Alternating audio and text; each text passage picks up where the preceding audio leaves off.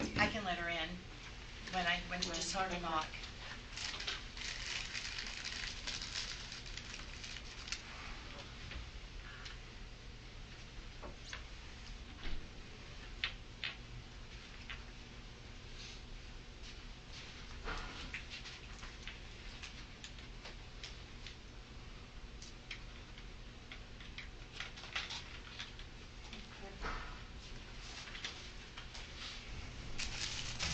She says to go ahead and start, and then you can let her in. Okay.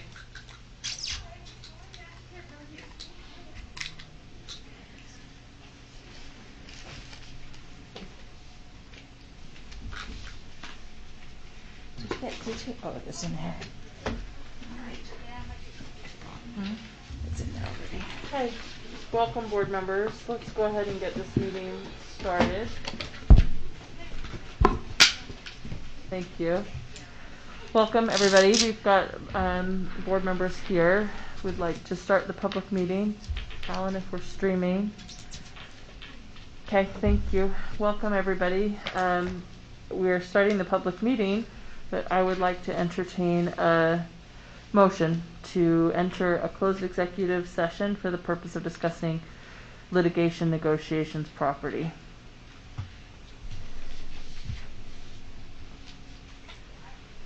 I'm going to do that.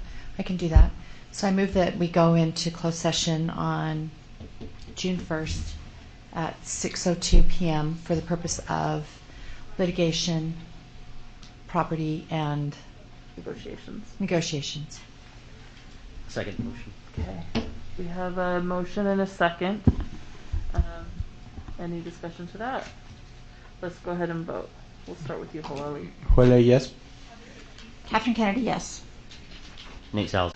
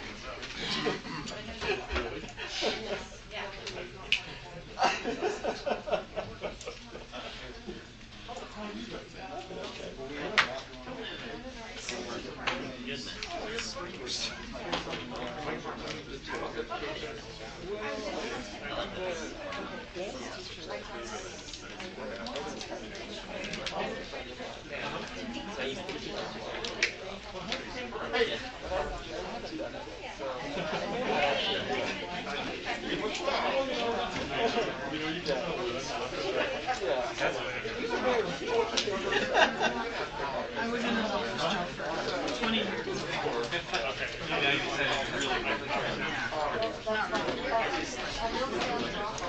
Couldn't do it anymore.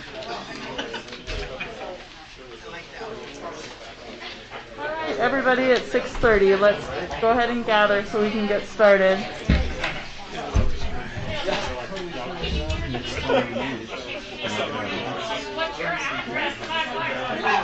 Sorry about that.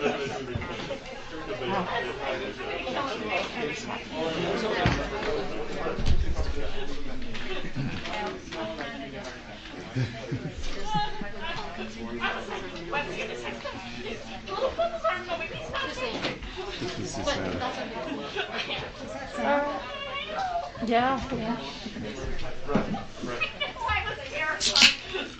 Okay, everybody, I'd like to welcome you to this board meeting on Tuesday, June 1st, 2021 at 6:30 p.m. For our board business meeting. Alan, are we streaming? Good to go. All right. I'd like to welcome everybody who's participating by watching our YouTube stream of the meeting. I'd like to ask everybody to rise and join me in repeating the Pledge of Allegiance. Please repeat. I pledge allegiance to the flag of the United States of America and to the republic for which it stands, one nation, under God, indivisible, with liberty and justice for all. Thank you for joining me. Superintendent, we've got some recognitions tonight, and I'd like to turn the time to you to do those recognitions. Thank you. I'm not sure if we have any of these people here tonight. We did send out an invite. And but the first one was for Judy Jaworski and Stacy McLean. They're both nurses in the district, and they both received their national board certification for nurses this year. So we're proud of them. We're proud of all of our nurses. They've done such an amazing job this year, but these are real leaders in our nursing department. I don't know Judy and Stacy are not here, I don't believe. Okay, thank you. The next part was we had some recognitions for some state championships. So in track and field, the 4x1 state champions from East High were Callie Blaylock, Brooklyn Blaylock, Lucy Vincent, and Lucy Prettyman. And from East High, swim state champion was Elizabeth Mayer. And from West High, we had a wrestling state champion, Drew Lang. And from Highland, a track and field shot put state champion, Lily Fifita. And I don't know if any of them are here. I don't believe they are. So our best wishes go out to them. We've got a certificate for them, and we'll send that out to them in the mail. We'll make sure that they get those certificates. Thank you, Superintendent, and congratulations to those nurses for their hard work and these students. I'd also like to take a minute to recognize our associations who are participating either by watching the YouTube live stream or here in person. And I'd like to recognize James Tobler, who's representing SLEA. Thank you for being here, James. And to recognize Nicole Palmer, who represents SLASA, and our classified association reps from SLEOPA, that's Steve Russo and Cindy Mills is the board representative, and B. Alonzo from Child Nutrition, Terry Copa from Transportation, and Shay Olson from Buildings and Grounds. Thank you for all the work you do to support students in our district.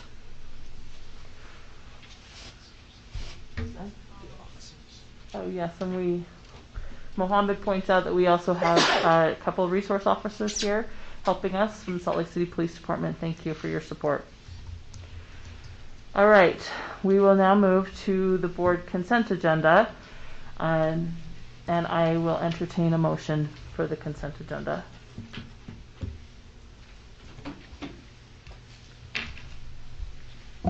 Nobody wants to jump in and do this great big It's huge long long, consent yeah. agenda. Okay, I will. I move that we accept the consent agenda, which consists of the purchasing and counting reports, purchasing report for 2021, and in both formats, the budget report for April 2021, payment voucher report, the school financial report, the human resources services report, minutes to the board meeting, May 4th, 2021, minutes of the board meeting on May 18th, 2021. We also have 2 tentative agreements with Salt Lake Education Association and the Salt Lake Association of School Administrators. Our proposed salary schedules, the board policies of new revisions or deletions, so it's policy F1, accounting, policy G12, Americans with Disabilities, policy I6, school year and school calendar, policy S6, concussions and traumatic head injuries, and S12 are equal educational opportunities for students with disabilities. Thank you for the motion. Christy, do I have a second to the motion? Second by Mohammed. Any discussion to the motion? Yes, I just want to say as part of the policy committee to thank Ms. Kendall for what she did, but also to mention that that the school calendar committee is that policy I understand is owned by SLEA. But we've talked for a long time about having a transparent way of appointing the school calendar committee. So whether it's determined with the district and with SLEA, we should have that information on our website, how we determine that. We've talked about that for at least 6 years. And that should be a transparent process, who's on it, how they're chosen, and the people that actually end up on the calendar committee. Thank you, Catherine. Any other discussion to the items on the consent agenda? I want to say that just hearing Christy read in the motion everything that's on consent, it represents a lot of work. So thank you. I'll echo what Catherine said. Thank you to the policy subcommittee. It's an important responsibility of the board, and I appreciate that. And also want to say thank you to our Executive Director of Human Resource Services, Moselle Orton, and our Business Administrator, Kersley, on the negotiation team for negotiations. And since you're here in the room, James Tobler and Mike Harmon, thank you to you from SLEA and those negotiations. It feels good to have this on consent, so thank you. Seeing no other discussion to the consent agenda, let's go ahead and vote. We'll start with you, Hoali. Hola, yes. Jessica, yes. Catherine Kennedy, yes. Nate Salazar, yes. Mohammed, yes. Melissa Ford, yes. Christy Sweat, yes. Okay, thank you.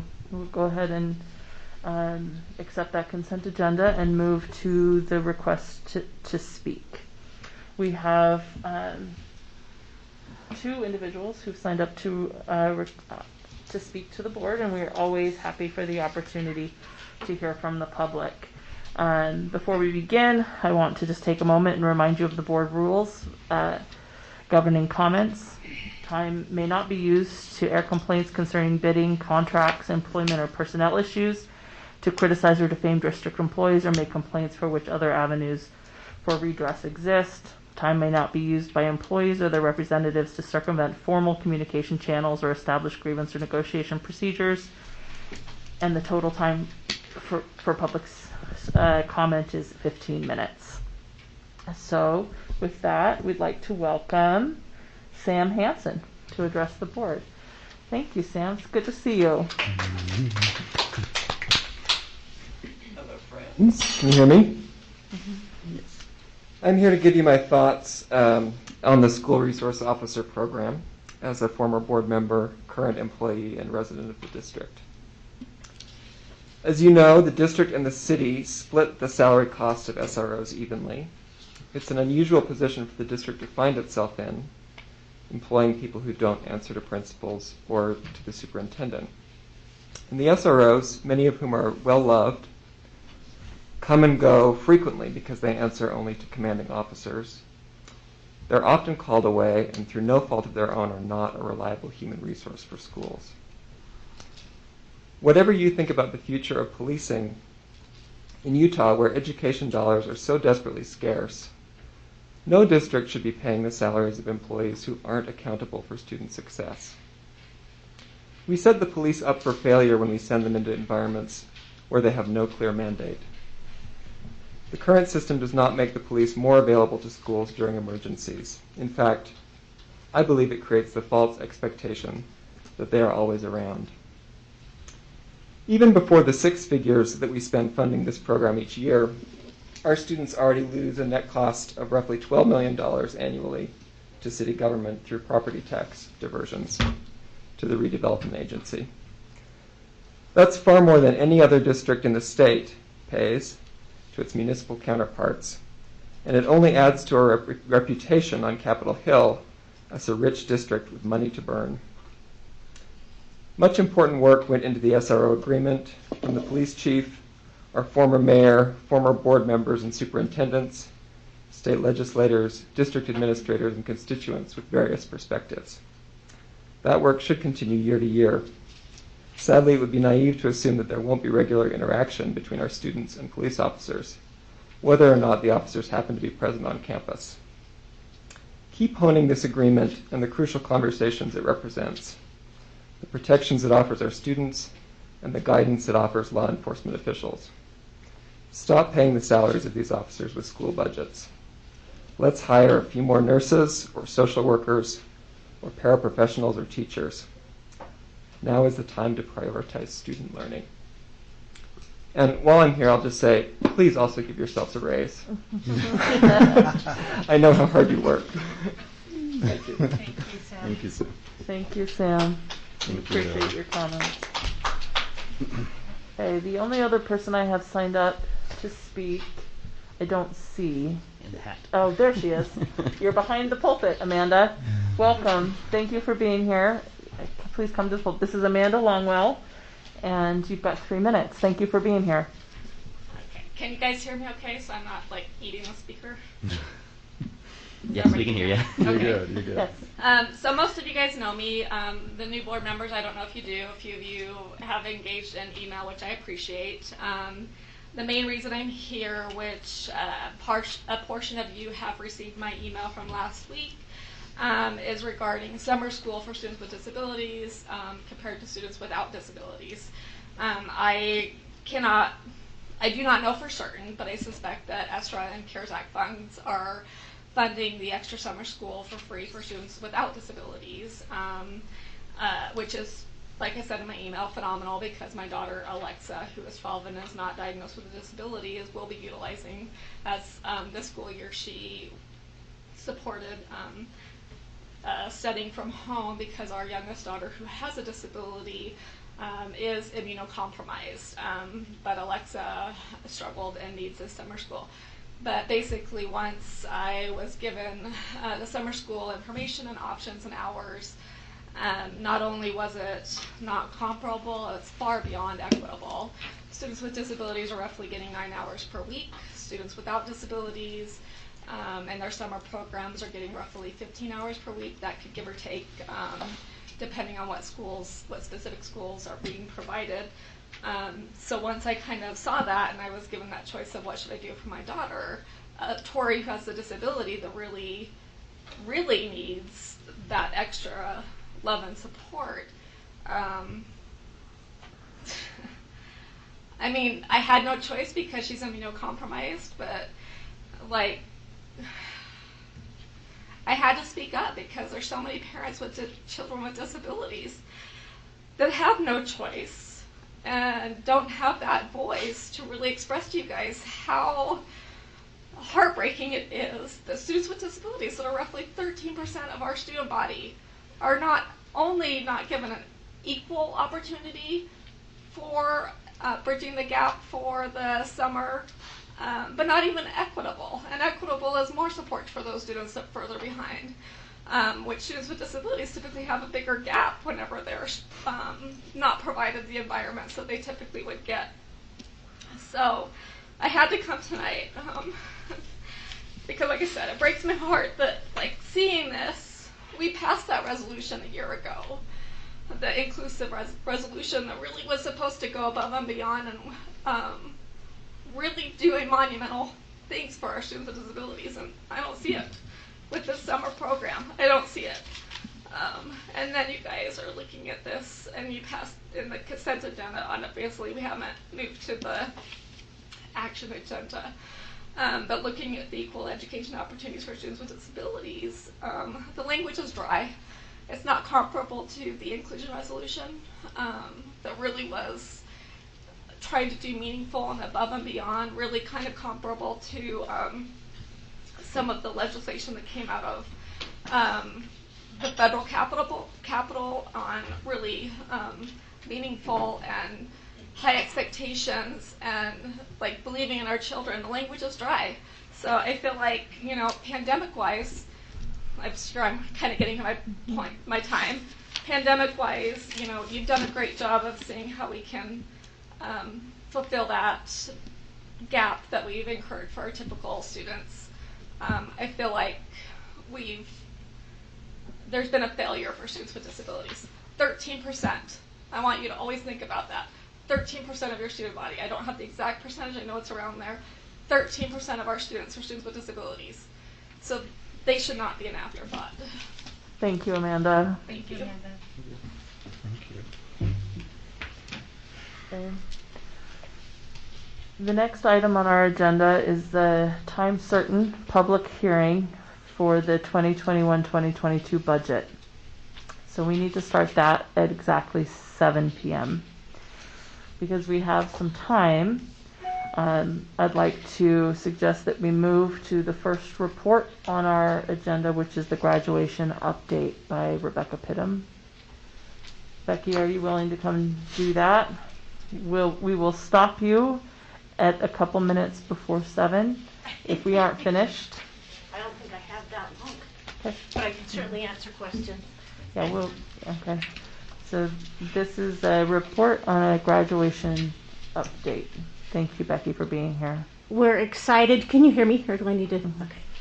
We're excited to go into these next 2 weeks into our graduation with each of our schools, and actually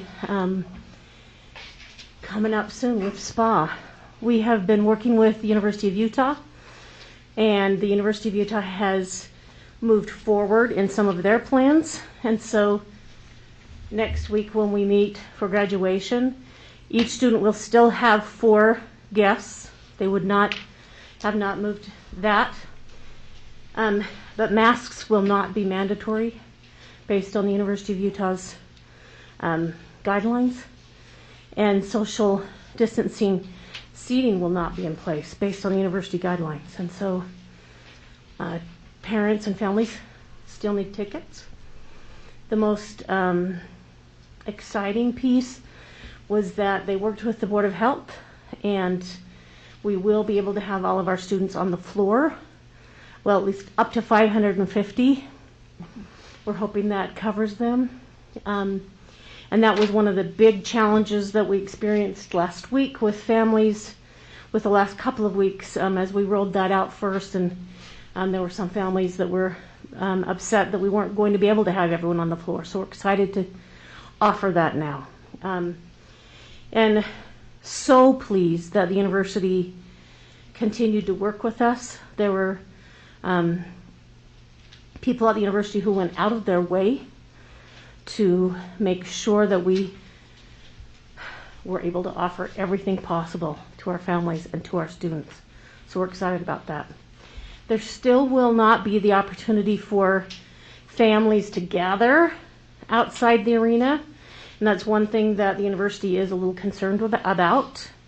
They really are trying to keep social distancing to at least a minimum, and so we're encouraging families to not come and wait, even though they would love to be in with their graduates, not gather outside waiting for them.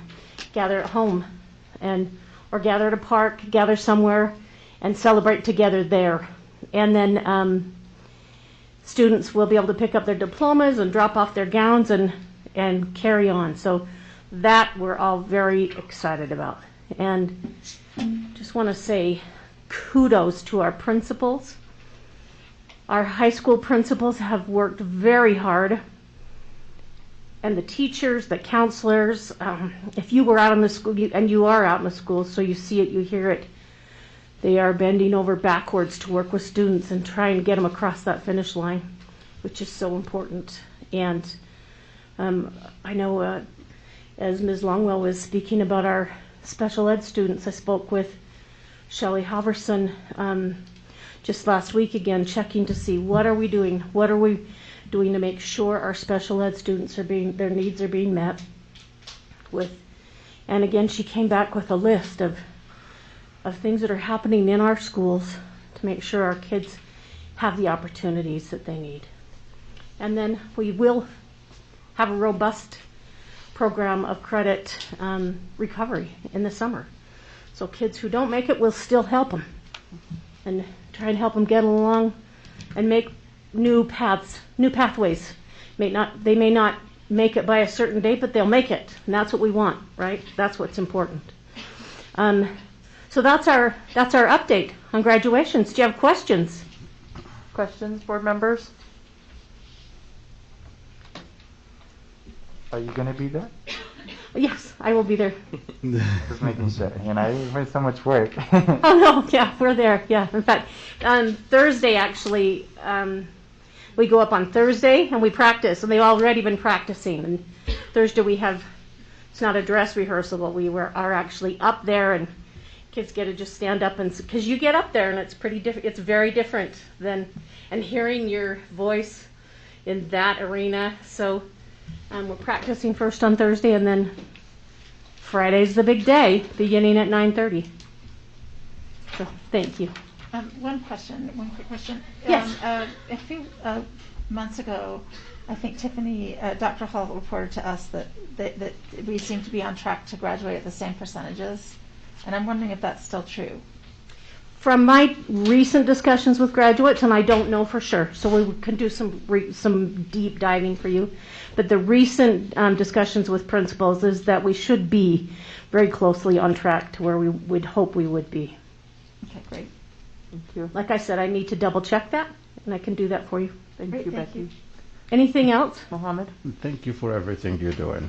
Oh. I can only imagine what it's like, to prepare for this momentous event, especially after a rough year. And just want to say thank you. Thank you. I appreciate that. I do. Anyone else? Thank you so much, Becky. You bet, and I'll Thank make you sure for I your get work. that data for you. Thank Get you. it for you? I really appreciate Okay. it. Thanks. Thanks, Becky. I may see Thank you in you. there more. All right. The next, what's that? Just one thing quickly. Okay. Yeah. Yeah. I just want to, Ms. Longwell, thank you so much for coming and presenting, your heartfelt feelings about students with disability. It is true. We live in a society where, unfortunately, we look at the bigger things, but then we forget about something that's just right there in front of us. I am a brother-in-law of a beautiful, amazing, smart, intelligent young lady, and it's hard when you see things are not, especially as a parent or as a family member, it's hard to, you see it better than we do.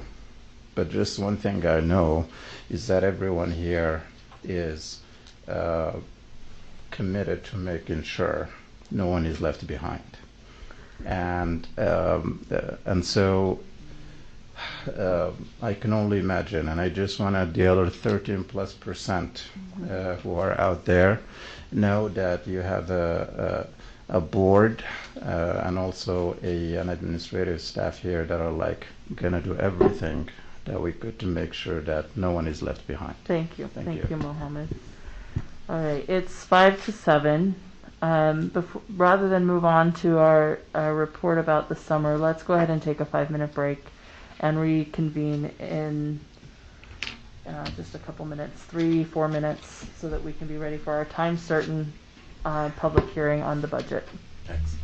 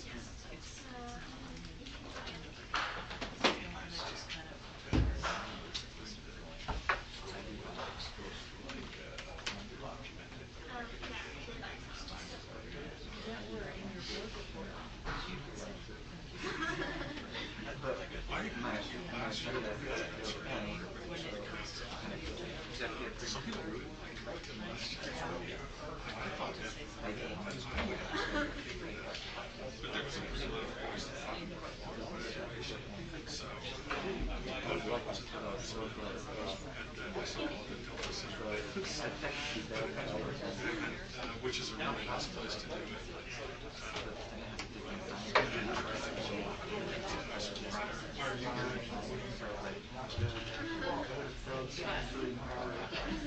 Yes. I appreciate it.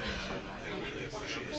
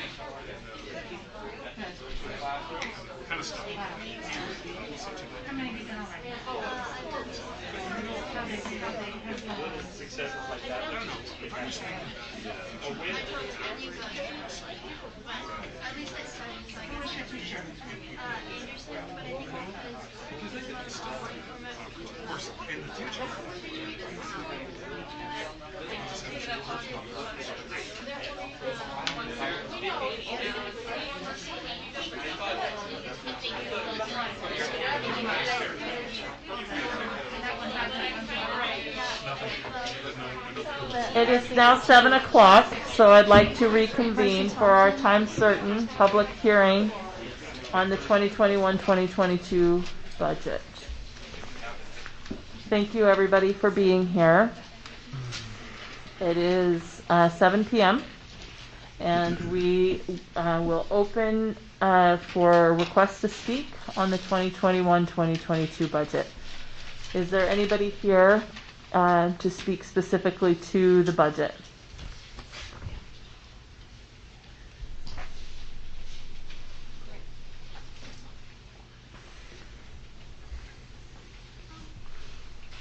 Okay. Let's give it a couple minutes, you think? Yeah, in addition, I did not receive any comments in writing sent to me either. Okay.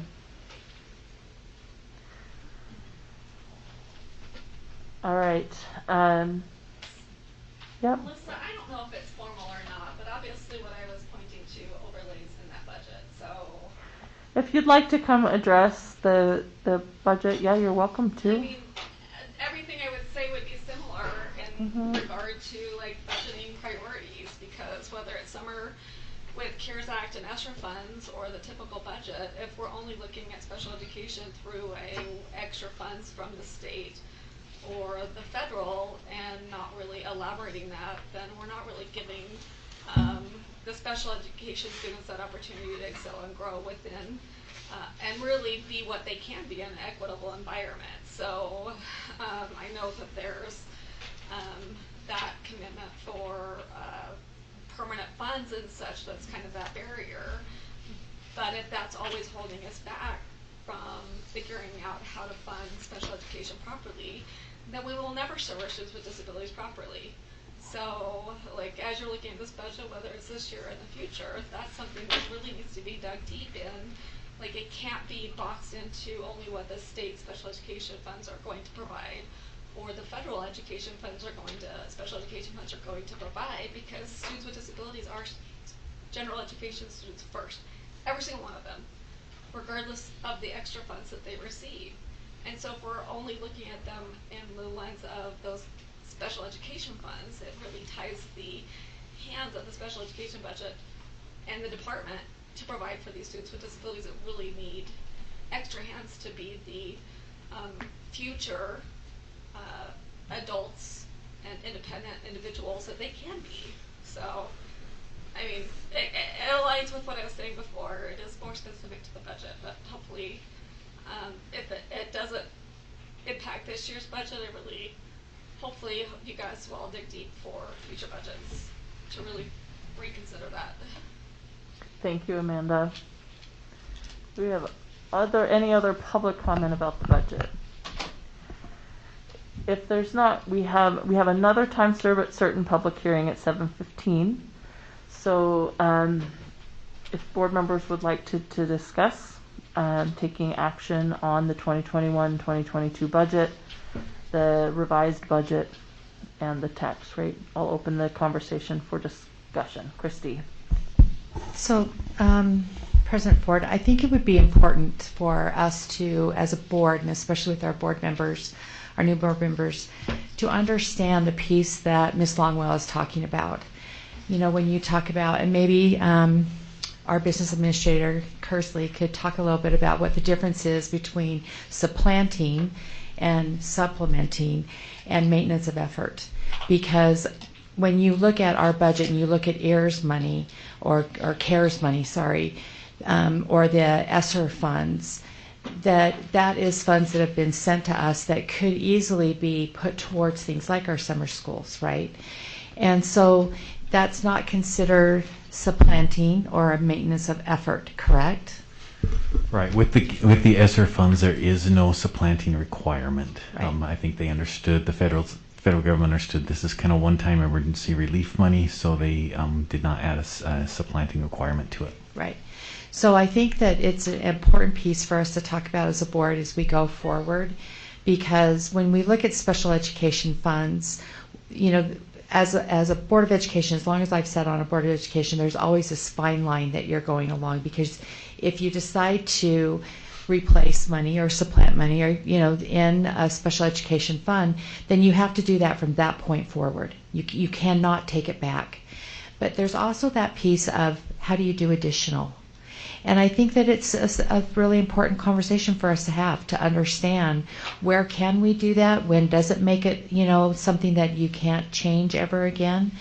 So going forward, we know that our budget is a living document, that things can change, and that there's times like what happened with the ESSER funds, that we'll be getting additional one-time monies, that we could use.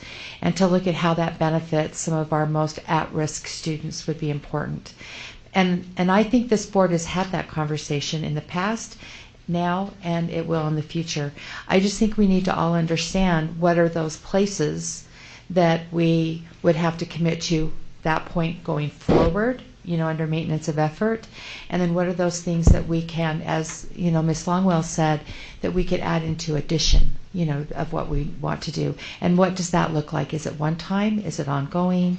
What does that look like? So I just wanted to echo that, because now we've talked about it 3 times, just in this evening. And I think it's important that as we look at our budget, that we just keep that in the forefront of our mind about those students that, as we said, we did that resolution together, but also it is, it's a part of, it's all students, and I appreciate you saying that they're general ed students first, because they are, that's important. Thank you, Christy. Any other comments from board members in discussion about the revised budget for 2020, 2021, the budget for this year, for fiscal year 2021-22, or the 2021-2022 proposed tax rate? I'm looking for a motion for the board to take action on the budget. Question? Sorry. So, for example, the next conversation after that is the board compensation. Mm-hmm. If that moves forward after the budget's approved, would that then budget have to be approved again for that? So as currently you're also approving the revised 2020-21 budget. At this time next year, you would be approving a revised 2021-22 budget that would include that. Okay. That's true. I forgot that we do that too. Mm-hmm. And I know that Business Administrator Kersley has spent time with board members in individual meetings to discuss the budget. We've talked about it in our public meetings several times. So hopefully board members have had questions answered about the budget and feel comfortable with what's been presented today. And for the public, the budget document is posted on our webpage as well. Mm-hmm.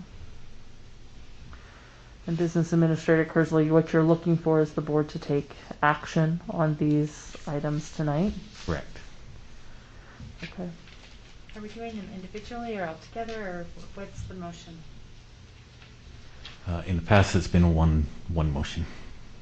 The cover page of the budget document attached to the agenda has a sample motion that's been copied from previous years. I move that we accept the 2021-2022 budget, including the revised budget for 2020-2021, the budget for fiscal year 2021 to 2022, and the 2021 to 2022 proposed tax rate, with thanks to Business Manager Kearsley. I'll second the motion. Okay, any discussion to the motion? Just a point of clarification. The motion was to move it to action? It's already on action. Oh, it's on action. Also, okay, so it's just over. Okay. Yeah, so it's on action. Christy, I saw your hand. So I because it's, and I appreciate the work that Alan has done towards the budget, or towards the budget. I know that there's a lot of effort and time that have gone into it, and I also appreciate the small group meetings that you put together, for the board members. For me, because it includes the tax increase, I'm not going to be able to. I'm going to speak against the motion tonight, because I feel like that it was a promise that I made personally, to my community, that we would really look at trying to find a way to send back that money. Even though it's a small amount, it still feels like, that I need to stick with that. That was something that I had promised my community, especially after we recaptured those monies, to build the two new schools, and to be able to build the district office, if that was our choice, without having to go out to bond. So I appreciate all your work. I do, and you and I have had this conversation, so she knew where I was. But so I'm going to speak in opposition of the motion tonight. Catherine? I just want to clarify and ask Alan. So our proposed tax rate, if your house value has not changed, then you will actually be paying a lower tax than you did last year. Right, that's because the basic rate went down and everything else remains the same. What we're doing is we're moving some tax levy from a debt levy over to capital levy. Right. So it would, yes, assuming that house value did not change, you would actually pay a little bit less next year. Right. Thank you, Catherine. Any other discussion to it?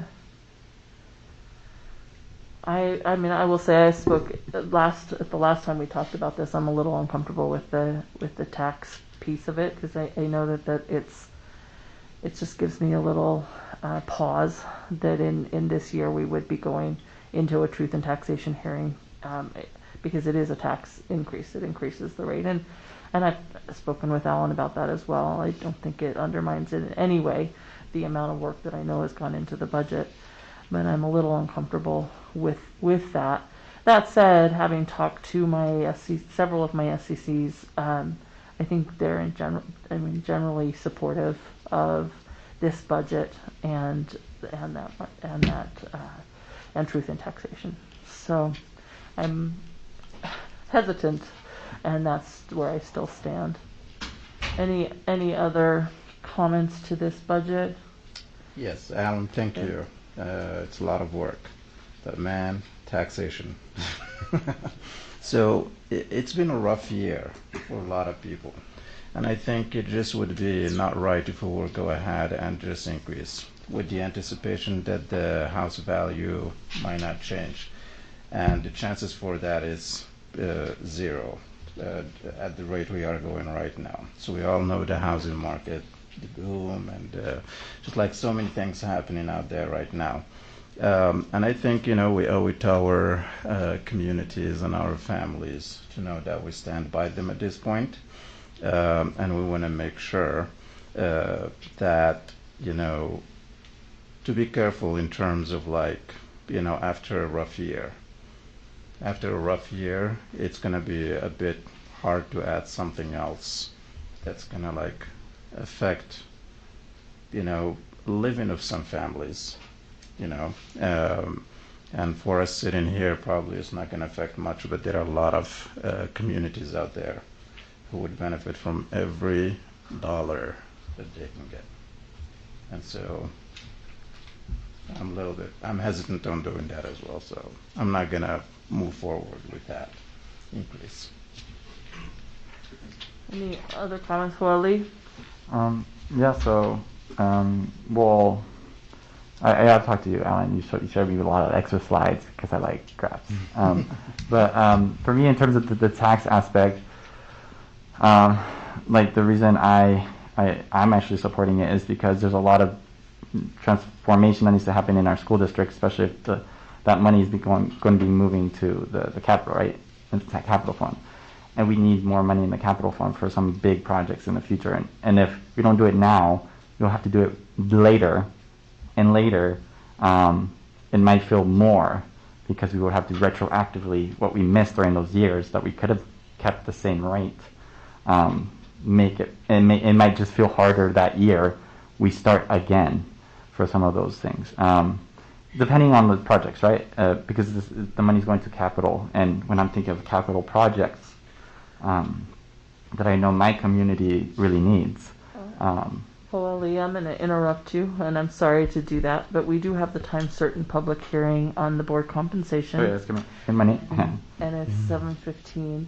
So what I'd like to do is, we have a motion and a second on the table, and we've been discussing it. We will move that discussion and on the motion till after this time certain public hearing on board compensation. So we will now move into the public hearing for the purpose of discussing board an increase to board compensation. Is there anybody here to speak to board compensation?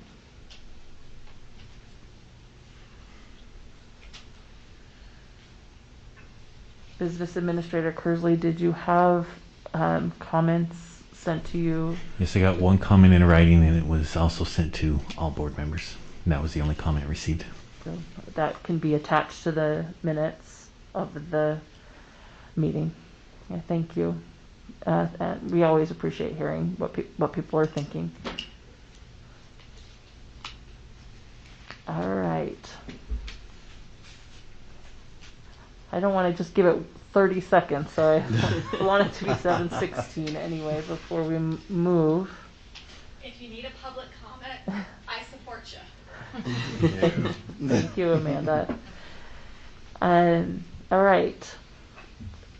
So that's the public hearing on board compensation.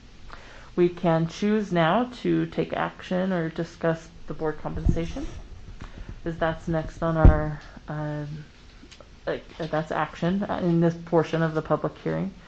It's up to the board. We can go back to the discussion about the budget and then have a discussion and action on compensation, or we can do board compensation right now.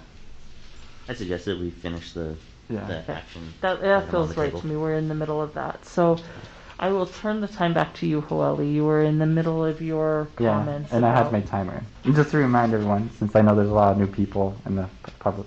So once you're halfway, I will show you this, right? And once your time's up, I will show you this, okay? So, and if you're not looking at me, I'll like kind of start waving it. Okay, so I have like a minute left. But generally, as I said, I'm in support of going back to the original motion that has a lot in it, but the specific last part, which is the proposed tax rate, because of the capital, because that's going into the capital. And I'm excited for a lot of those things. I'm also scared that if we don't use the time now that we have to kind of just steadily keep that our community's already used to, once we start it again that year that we choose to do it, because it's going to be hard to, we won't have enough money in our capital for some of these projects, then it'll be kind of hard. But it's going to be always hard.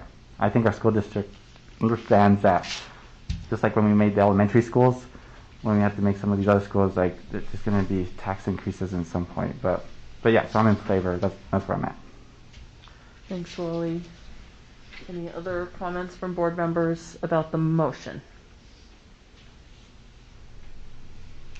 Okay, Catherine, would you restate the motion? I move that we approve the 2021-2022 budget, including the revised budget for 2020-2021, the budget of fiscal year 2021 to 2022, and the 2021 to 2022 proposed tax rate. Okay. Let's go ahead and there's no more discussion, we'll go ahead and vote. And we'll start this time with Christy. Christy Sweat, no. Melissa Ford, no. That's Oh, you. it's me. Mohammed, no. Nate, yes. Catherine Kennedy, yes. Jenny Sika, no. Julia, yes. Oh, yes. Okay, so that motion is not approved. Well, I make a motion and Okay. still have to approve the budget. Yep. Okay, I move that we approve the 2021-2022 budget, the revised budget for 2020, 2021, so many 20s, budget for fiscal year 2021 and 2022. I second. And can I just, and we would then approve the certified tax rate. Okay, and approve the certified tax rate. Sorry, that wasn't written on there, so I didn't know what to say. All right. I'll That's the second motion by Joelle Lee and seconded by Christy. Do I have any discussion to this motion? Yes, I'd like to ask Business Manager Kearsley what sort of impact that will have on our budget. So there will be projects that will either be delayed or canceled. The ones we had talked about in the past were safety upgrades to elementary schools, including the vestibules. In addition, as we are planning the projects for the sustainability resolution to meet those needs, those funds would also be used for that. So that will impact those projects in either pushing them back or not being able to do them, or an increase in a bond at a future date. May I ask a question also? Is that okay, Melissa? Yeah. Sorry. So would we be able to divert money from to use one-time funds, since it would be a one-time, construction, with the vestibules or with the sustainability, looking at the ability to use some of our fund balance that we have? Would we be able to use money to do those projects and put into capital? Could we do that? Yeah, so the fund balance and capital can be used for any projects. It's just, taking your pie and slicing it differently. So it's then throughout the year we would prioritize which projects need to be done first using that fund balance. And we would just be able to, as the board talks about bonding, we'd be able to add, or you would come to us with recommendations of what we would be bonding for. Is that correct? Correct. Okay. So by not doing the tax rate, which actually still is lower if your assessed value has not gone up, and it's not your value of your house, it's the assessed value, is that correct?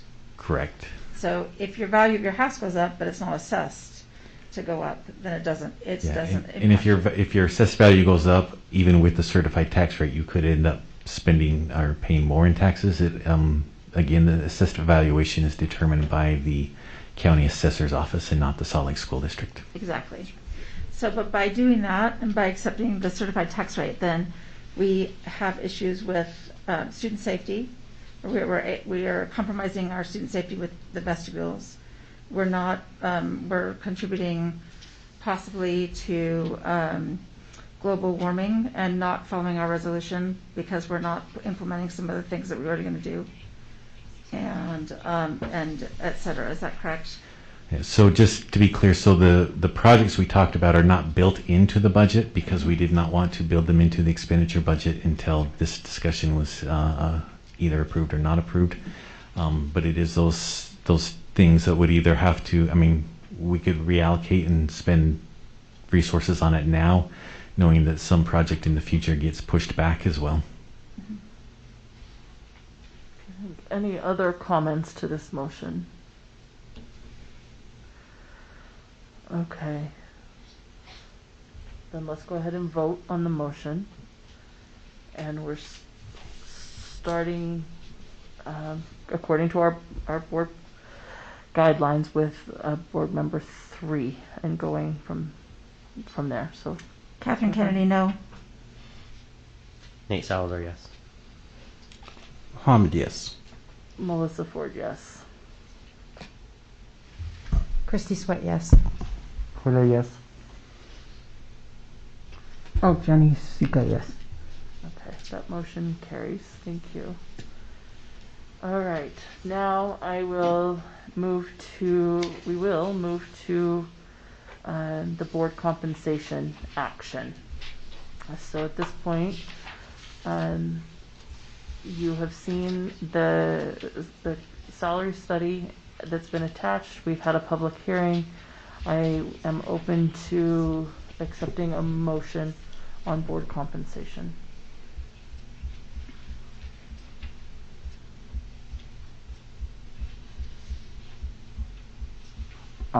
Yeah, so I moved that I don't actually know how to say it, but then to increase the board compensation from 3,000 to 12,000 and add a 2,000 biannual technology stipend paid in January.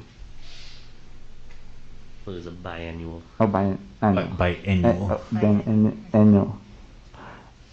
Technology stipend paid in January following the election cycle, and continue to pay a $60 for each meeting in excess of the initial approved meeting schedule up to the maximum of 12 extra meetings in a calendar year, and continue district paid health and accident insurance and district paid dental insurance.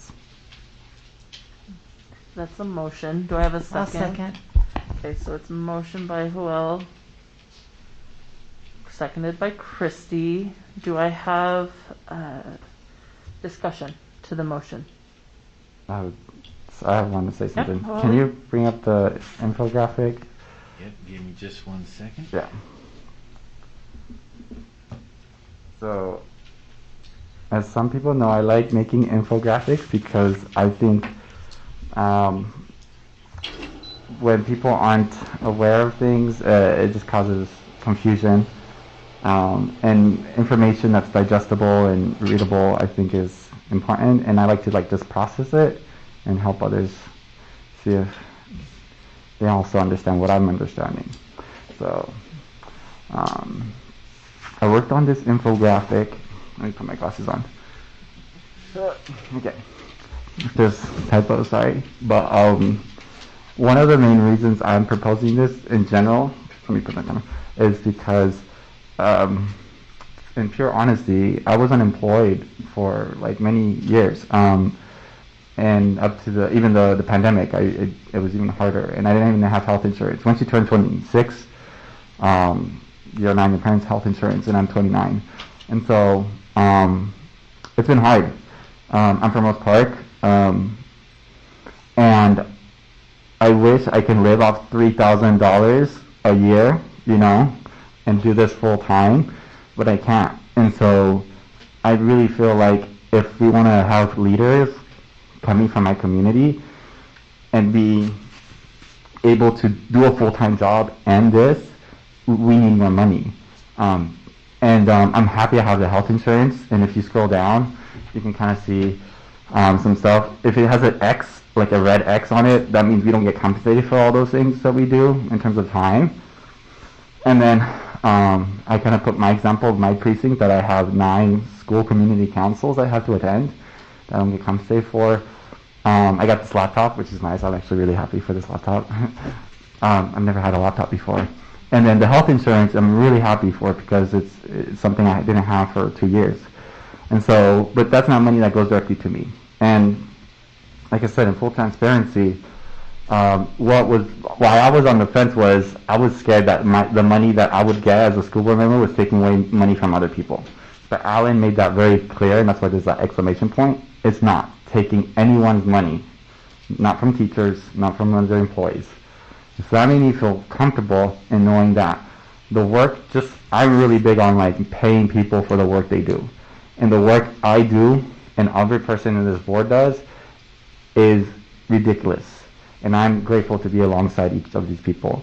And I'm really happy to propose this because $12,000 is still not a lot. But it is enough, I think, at least for me to feel more comfortable and wind down some of the work I do in my other full-time jobs. Because I have 2 others. And so that's why I'm really proposing this. We're trying to be transparent as much as possible. And that report that was made a couple of years ago made it very clear that the city council has similar amount of meetings at us. They got a raise recently. The community was supporting them like crazy because they know that you're doing hard work. And I feel also support that from my community saying, you do hard work, you should get paid more. So that's why I have this.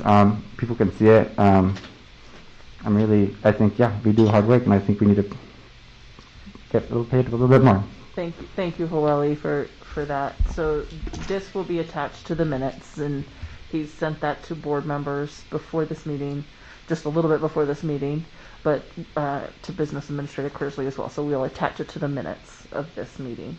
Do I have other discussion to the motion? Proceed.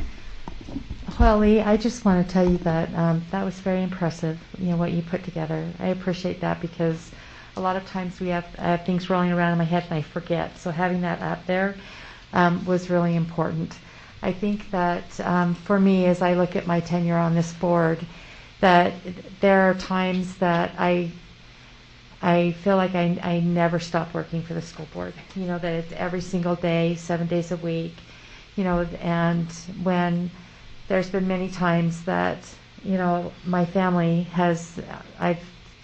they've been sacrificed, for the work that I do. But I love the work that we do. And one of the things that I've always felt, from our colleagues across the state that say, this is one of the reasons that there's people that aren't running for the school board is because they're devalued, and we are elected by the same body that elects the legislature, the governor, our city council colleagues, our county colleagues, but yet we don't have enough value in ourselves to say that our time is worth something. And so I think that, the raising this compensation, to $12,000, it doesn't mean that I'm going to work less or that I'm going to relax because, in fact, I feel like I'm probably going to work even harder. And like Hoeli, I have multiple jobs, and I need to be able to continue to do those things. And so I appreciate the conversation that this board has had about compensation, and I think that we've had good conversation. And I'm glad we finally ended up, here at this point in a public meeting, and that we can talk about it in the most transparent way that we could. So thank you very much. I appreciate that. Do I have any other discussion to the motion? Comment. Mohammed. Yeah, thank you for that infographic. It's so fantastic. My wife and I are like the soul or the retirement of my parents back home, and when I got into this passion, I got into it because very passionate about education. That my parents have sacrificed everything they have, time-wise, and so to make sure that I get some good education. Otherwise, I would not be here today. And so, to the families that are supporting this, I sincerely appreciate your understanding. And to those who are opposing, I hope you take a look into that infographic, and you'll notice that we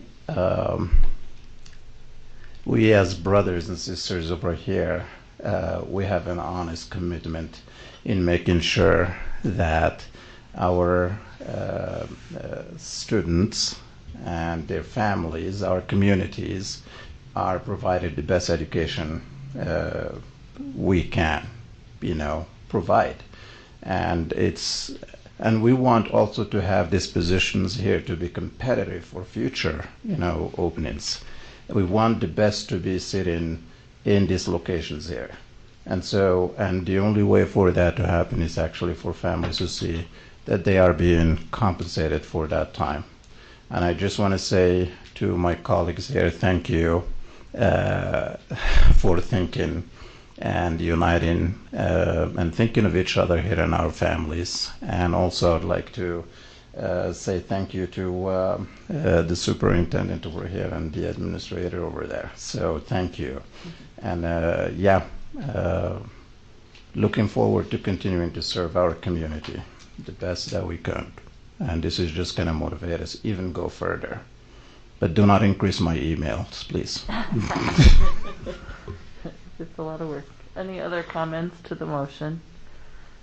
I'll take my quick opportunity. This is one that's hard for me. I think I'm hesitant to vote for it for the same reasons I was hesitant to vote for a tax increase. I don't feel like maybe this is the year to do it. And then I look around and I see my board colleagues and I see the work you do, each and every one of you, and I value it. And I think for the reasons that you've all talked about, despite my hesitation, I'm going to vote in support of this today. Any other comments? Nate? Yes. I'm kind of in that similar boat with you, and just about everybody else has spoken, right? It's, it's hard to imagine giving yourself a raise. I get that. Previously, a couple years ago, I held off on this, knowing that we needed a lot of work to do for hourly employees in our school district who work for us. I think we made some progress in that realm in the last couple of years that I've been on the board, but I still think we have a lot of work to do. I think that knowing that the budget streams for this are different than what we look at for compensation for our employees is a bonus, but I will be supporting the motion tonight, but I want a commitment, from my colleagues on this board, from our superintendent, leaving and our new one coming in, and our business administrator, Alan, and all of our folks on the cabinet level to be working with us about how we create the funding necessary to make sure that we bring our hourly employees up to a living wage, moving forward. That is a commitment of mine that I'm going to stand by. So I just wanted to make that clear tonight before we take a vote. Thank you. If there's no other discussion, let's go ahead and vote. And we're back to 1 through 7 on this one. Corley, yes. Jenny Seaver, no. Catherine Kennedy, no. Hey, Salazar, yes. Mohammed, yes. Melissa Ford, yes. Christy Sweat, yes. That motion carries. Thank you, board members. We'll now move to the report number 2, summer school update from Dr. Tiffany Hall, Executive Director of Teaching and Learning. Dr. Hall, please join us. Thank you. Thanks. We have a couple of other people who are going to join us up here too. So. Okay. That would be other people joining us. Thank you. It's calling out by name. I do. This is Dr. Shelley Halverston. She is our Director of Special Education, and Liz Gonzalez, who is our Director of Community Ed, and is over our program. And I'm speaking into the microphone. I will pass it down. So we just, again, wanted to give a short update. Does either microphone work, or do I need to pass this one? Either one. Okay. So our summer school will begin on June 14th. It will go for 5 weeks in the elementaries, ending July 16th. For our general education summer school, we have 3 hours, Monday through Thursday, for academic work. That will have a short break in the middle. It won't be a 3-hour slog, and we're also working with wonderful, talented teachers to really address learning needs that have been identified in literacy in all of our subject areas, but most specifically literacy and math as we move forward in those ways. Our average class size for summer school will be 20 to 25. We've talked with the board before about needing that to equal a 1 to 20 ratio in the afternoon for our group leaders with community ed. So some of our classes might be a little larger than they were during the year this year, and some of them will be a little bit smaller, but that will be about the average size. For the students that were recruited by our schools, our administrators and teachers did a wonderful job of reaching out to families that had students that were demonstrating some learning loss, and so they were given a priority registration. But then on May 10th, 7th? May 17th. May 17th, registration opened for the entire community, so anybody now can register, and we still have spots in every one of our 6 elementary pods. In middle school and high school, each middle school and high school designed a program that met the needs they had for their students. Some of them were academic, some of them were social emotional. For the high schools, they're offering a combination of credit recovery and new credit. Dr. Kennedy, you asked about students who are on track to graduate. And so we are looking specifically at both grade improvement, if they choose to go that way, or straight credit recovery, if that's one of the things that they would like. And we do have many students who are taking classes for new credit so that they're ahead actually when they begin the school year next year. So those programs will function on a variety of different schedules, again, meeting the needs of their students and teachers, and they all have their schedules posted on their school website. So if you're interested about a specific school's program, they're all on the school websites for our middle schools and high schools. So now we're just going to talk a little bit. I'm going to ask Ms. Gonzalez to talk about our afternoons and some of the other resources that are available to high school and middle school students as well as our elementary students. And then Dr. Halston will talk about special ed.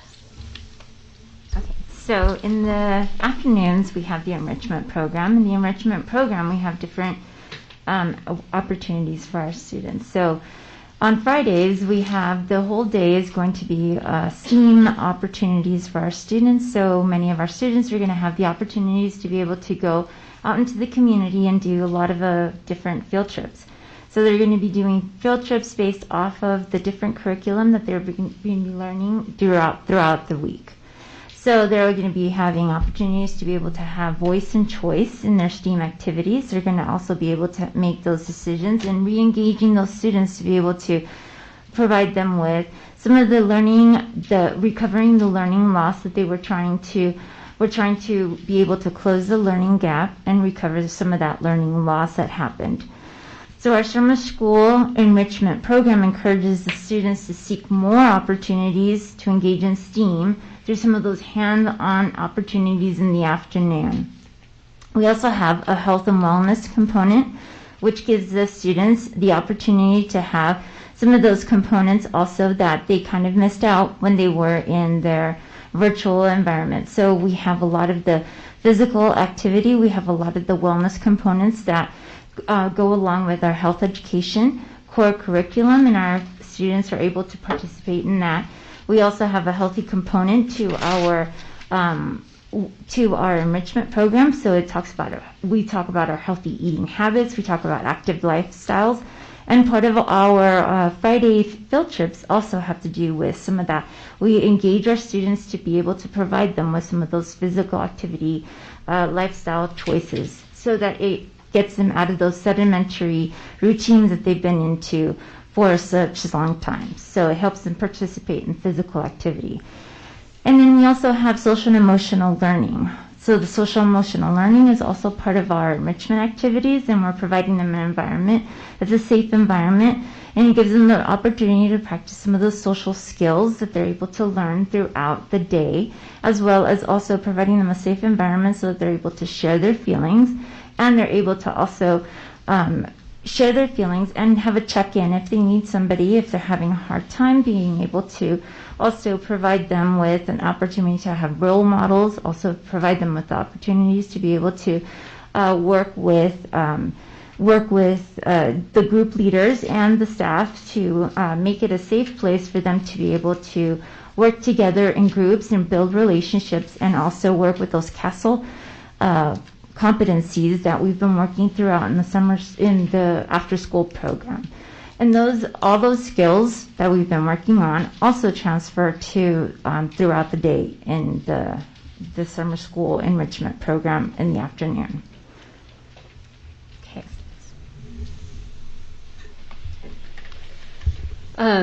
So of course mine is really confusing.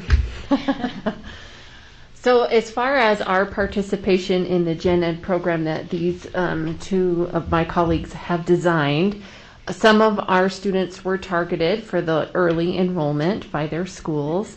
Some of our students with disabilities, once that was available to all students, signed up for that program.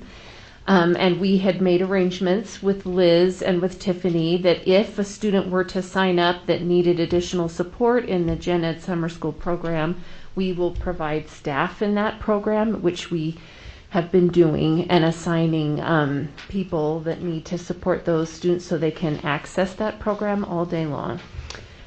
So we've done that. And then we realized we would have lots of students with disabilities that would not be able to access that program that still would want to participate in some summer services. So we have a morning, a half-day program that we are running at all 6 of those pods, and we have between 2 and 4 classrooms at each pod, where we are running groups of 10 to 12 students that are coming in grade level bands, and we'll be working on the reading and math and some SEL activities during that time. Then we also have outside of summer school, away from COVID relief, every year special ed is responsible to run a program called Extended School Year, or you may have heard it talked about as ESY. That is required every summer, and it is only for students who are found eligible by their IEP team. So we are running ESY. Not 100%, but a large majority of our students in ESY are students from our Essential Elements programs. And so we were attempting to have ESY in the morning and then summer school activities in the afternoon for that population, if possible. And it kind of came down to, came down to there were some places where people were willing to work the whole day, and some places we just couldn't staff a whole day. It was difficult for us to find people. Luckily, my principal colleagues have been sending me names. I have another para for you that wants to work, because that has been a real struggle. Just a week ago, we were down 18 people to even facilitate ESY. So trying to staff both programs has been complicated. But we do have that going. We weren't able to do the extended time for summer school everywhere, but we did it in a few places. And then our middle school programs are taking care of their own special ed students. And in high school, each high school is kind of doing their own thing. So similar, a lot of resource kids involved in credit recovery. That's the biggest issue there that we need to support. And then our self-contained teachers in high schools have kind of gotten together and designed their own programs as well. So that's what it's looking like for us. Thank you. And I didn't drag up another chair because I was crazy. I thought Mr. James Yapius was going to join us. He's been doing a tremendous amount of work making sure that students are supported away from our campuses as well. So we have students, as I mentioned, doing credit recovery through all of the high schools, but we also have students doing course improvement or credit recovery online, either through our program or a program with the Northridge Learning Center that Joshua Bell has put together at Horizonte. And one of the things that we know is that sometimes when students are working independently and it's in the summer, they need support. So Mr. Yapius has arranged to have tutoring support available for almost the entire day, all week long, at 3 different sites in our district, starting at 8 to 8:30 and going to 3:30 or 4 o'clock every day, so that if students are struggling during an independent online or in print credit recovery or course improvement, that they have a tutor that they can go to, and that tutor can help them organize their time or organize their thoughts and their writing, or help them specifically with the content that's happening there. So that is another piece of that outside thing. And as Dr. Halverson said, this has actually been a very difficult summer for us to find people who are willing to work. They're tired. People are tired, and we know that. So Mr. Yapius has worked through AmeriCorps and has found us volunteers through them, and also people that we've been able to hire through them and through other agencies in the city. We also have opportunities to work with AmeriCorps volunteers in our elementary schools, and that's fabulous. And also the foundation has found donors to help us with anybody who cannot afford the price of summer school. So he has scholarships for all of those students, and we also, through our educational equity and student support services, have scholarships available for any of our refugee students who may need help paying for summer school. So that is our comprehensive summer school update for the day. Thank you. Thank you to the three of you for being here and for doing that. I will open for board members who might have questions for these women. Thank you. Wally? So if students are in 8th grade right now and they're going behind, are they going to do their summer thing at their middle school? Yes. Okay. So they won't do the stuff at the high school because they haven't transitioned there. No, they haven't transitioned that, so they're doing it at each of the middle schools. So it's going to be Clayton, Hillside, Glendale, Northwest, and Bryant. Right. Okay.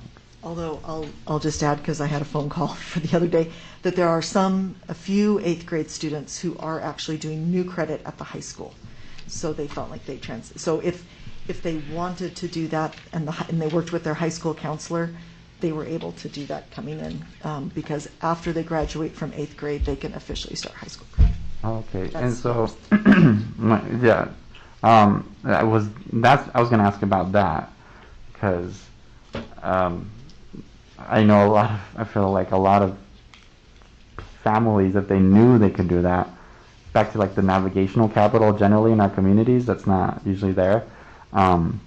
If that could be promoted a little bit more, even if it's just through those packets, whatever, the first type of credit that they can get as 8th graders going into high school, that would be great. Because if that's already happening for those that know how to advocate for their students or families, that's good. But I think we need to make sure that people know that's an opportunity, because that's great. So let me clarify. So one of the things that we've been promoting is the rising. So if you're a 5th grader, right, and you're graduating and you're rising to 6th grade, then you would go to middle school.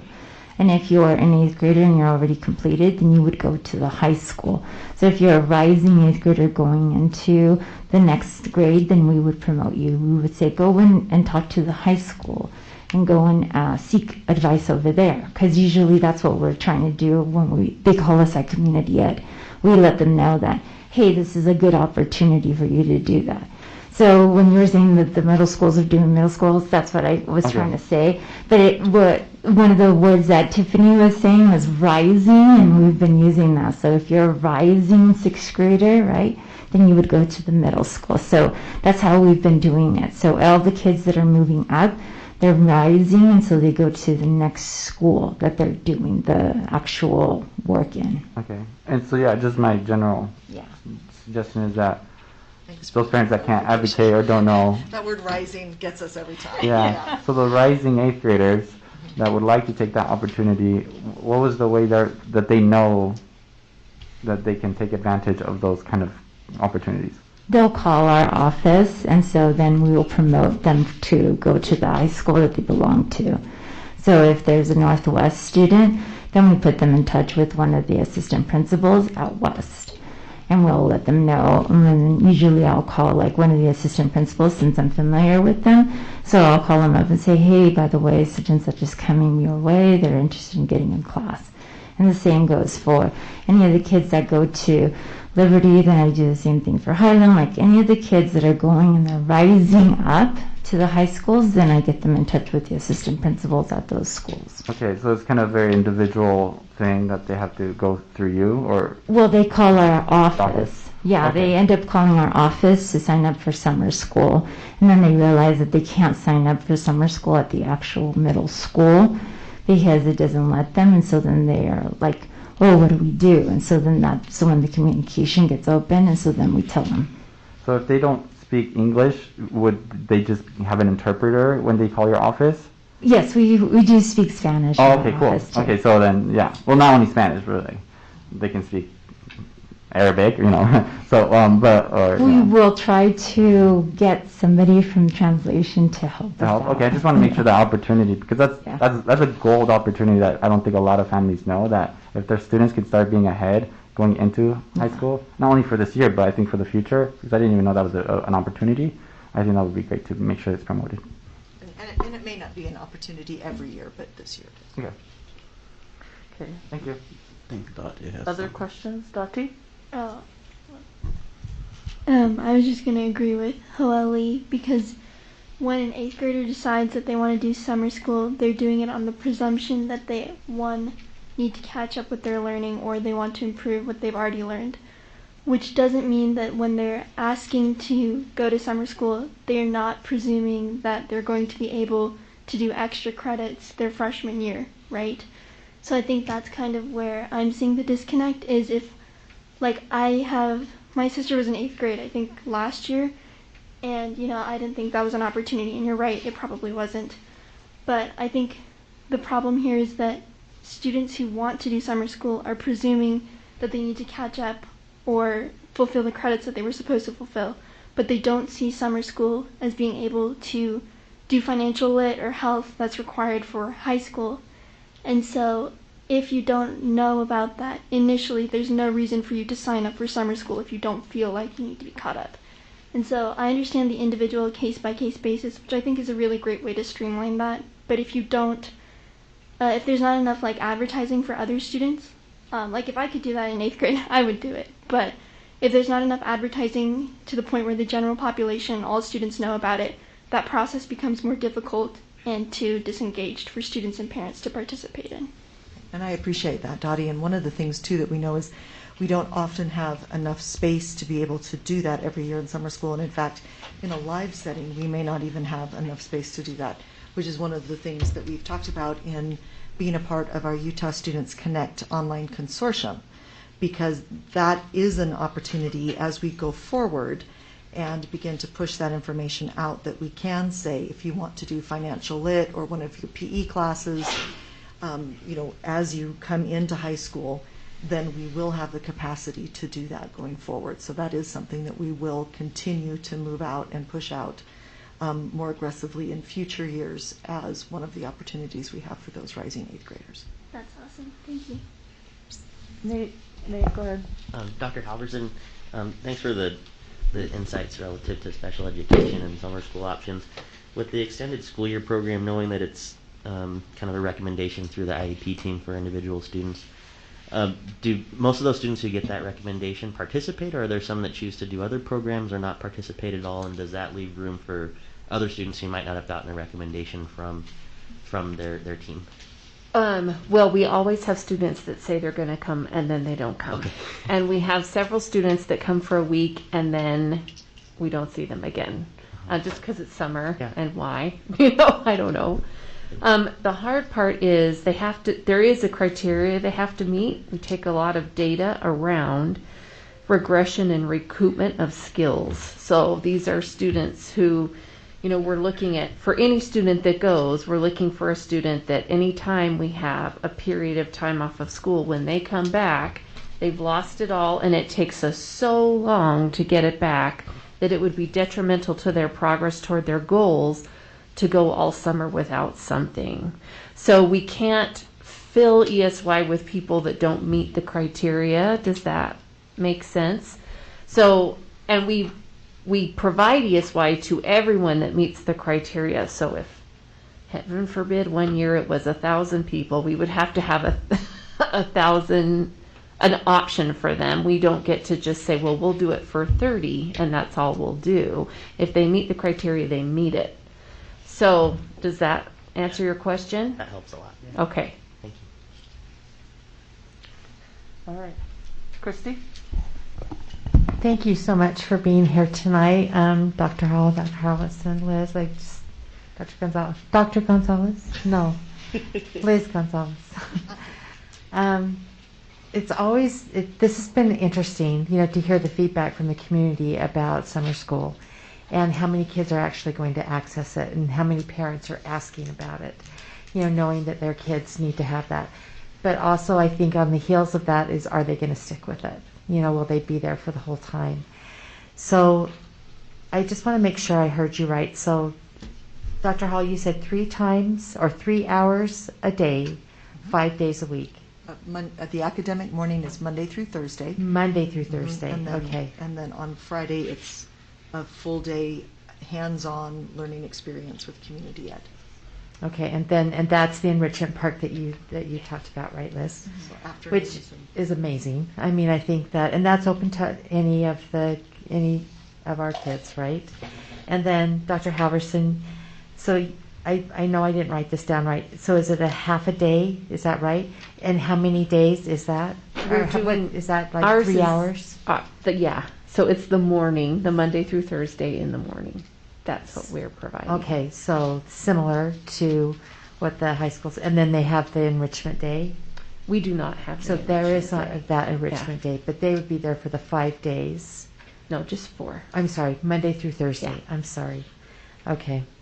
And then I know this is probably a question that you get asked all the time, and I don't know if you really have an answer for it. But why do we have such a hard time finding paras? Well, I'm not sure for summer. I thought that would be easy, honestly, because most paras, that's one of the hard things about keeping paras is they have this huge block in the summer where they don't work and get paid. Does that make sense? Because they're hourly employees. So usually we don't have trouble finding paras for ESY. I don't know if it was because we needed them for ESY and for summer school, so we just needed a whole lot more paras than we're used to needing. Right. And then we just I like that ring. That's nice. It woke us all up, Liz. You're fine. It's okay. Let's just let it roll. What was I saying? Is the problem now. So we split the paras. Thank you. But I'm not entirely sure. We have had some paras that haven't been paras in the past. We've had interest in people that just want to work this summer. Right. So Amy O'Connor in HR has helped us create a posting that's just a temporary summer-only para position because we were able to find quite a few people that way. Okay. So I'm not entirely sure. I mean, Tiffany's helping us out, and we're paying them a much higher rate than they get paid during the year. Right. I thought that was going to be pretty That would be enticing, attractive. but people are really tired. I think they're tired. And people are ready for a break, and I don't blame them for that. So if you were able to, it sounds like, find a few more, would the consideration be for 5 days a week, or just going to stay with the 4 for the half day? Oh, the 4 half days. We'd have to ask because it's teachers too, right? We'd have to have everybody that wants to do that. And that's part of it, right? Is not being able to staff it for 5 days a week. Right. This is how many days people we can staff kind it. of wrap their minds around Monday through Thursday and at least having the long weekend. Right. So I mean, we could ask them if they would be willing to do that. I don't know what the answer will be. And then working towards something that would be similar to an enrichment day on that Friday for our SPED kids. Is that something you've been talking about, or what would that look like? I don't know, to be perfectly honest. We have been working really hard to pull together what we've got. Yeah. And so we haven't had that conversation, but we could have it. There's no reason why we couldn't. Okay. As general education students first, can't they just enroll in the Friday STEAM Day? Aren't they just allowed to enroll in the Friday STEAM Day? We'd have to ask Liz. We have a lot of people, so that would be the only thing we'd have to talk about, is how many people could be accommodated on the STEAM Day. Well, they would opt in. I mean, they would want to opt in. So, and some of them might not. But as general education students, it seems like that's not their privilege; it's their right. It's their right to be able to do that. Well, and they had the option to sign up for the Gen Ed program too. It's not like we said you have to do this. We just wanted more SPED kids to get the academics, so we added that layer. And I think they should. The special program is great, and I support it. But I mean, shouldn't they be able to access the STEAM like any other student that isn't attending the other 4 days? We could talk. Should we talk about that? Are you saying just having them register for summer school and then being supported on the Well, they're SPED going side? Monday through Thursday, right? And then they could access the STEAM because we're allowing the other kids to access the Fridays. Well, they're signed up on the. Okay, so I'm hearing what I'm hearing you say is that if you sign up for the 3 times for 5 days or 3 hours, 5 days a week, right? That's the STEAM part. No, that's the whole day. So it's the 5-day program. Right, it's the 5-day programs. But if our sped kids sign up, they would have to sign up in order to access the one that Liz is talking about. They'd have to sign up for that 5-day program. Right, which they could. That's where the difference is. Because the STEAM day's not independent. Exactly, it's a part of the 5-day. It's a part of their We summer got it. school program. We're getting there. Although it does seem like an inequity, I mean, I will say that seems like an inequity that we're doing for our special ed kids. And so I would ask, and if the board concurs, that we address that, that we look at that and I address think we it. could definitely Sure. make that happen Yeah. and make that work. We can work together. If they wanted to enroll in all of the program, but you had them in the morning and then they joined us in the afternoon, could as do long that. as we kept our 20-to-1 ratio in the afternoon. That's great. Thank you for doing that. I mean, I think that maybe addresses some of the issues that Ms. Longwell was bringing up earlier, and I think that's really great. that you're really the only issues would be if we needed more supervision for students. Yeah. Some way, but we could It certainly. is hard to find The people. ratio would be different, right? If We'll have to parents just wanted to crunch address the that, we could numbers. address that. I have one more question. So I have a constituent who I don't know personally, but whose mother approached me and said that he wishes to just repeat his junior year. He had strong grades up through sophomore year, and remote learning just didn't work for him. And so I brought this to the district and was told that because of our policy, we allow kindergarten through 8th graders to repeat, but we don't allow high school students to repeat. And so I guess I'm, as a member of the policy committee, I'm wondering whether if that is, the reason for that is only because it's in our policy, if we need to reconvene. This student wants to repeat. He feels like he didn't get his learning that he needed to get. He is working this summer and also, like you've been saying, feels like he needs a break. You know, that a lot of our teachers feel that way, our kids do too. But he also is working, and he doesn't want to just do packets. I mean, he's looking at a lot of packets if he has to do that. So I'm wondering I don't know that this is something that many students will want to do, repeat a year of school, but this is his idea and his reason. And we've given him no reason why he can't, but just the reason that it's in our policy that he can't. It is not just our policy. I'm not the expert. That would be Dr. Bundia and her department with Mindy with retention. But what I can say, and Dr. Bundia, yell at me if I use the wrong words, high school becomes a cohort. And so students by state law can't repeat a grade unless it is their senior year. And if they become a super senior for one of 4 reasons, one of which is not academic achievement or a desire to repeat a year. So it would be a catastrophic illness or something like that that Or perhaps a would pandemic. enable to do that. No, that is not one of the 4 reasons that the state has identified as being able to repeat a year in a high school So a cohort. pandemic experience is not catastrophic. No. Okay. So he could, if he qualified for one of those 4 reasons, then he could, and it would be great to tell his mom that. It would have been really great to tell his mom that was the reason. And those are in the policy. They are Right. listed in the Right. policy. Um, But it is not.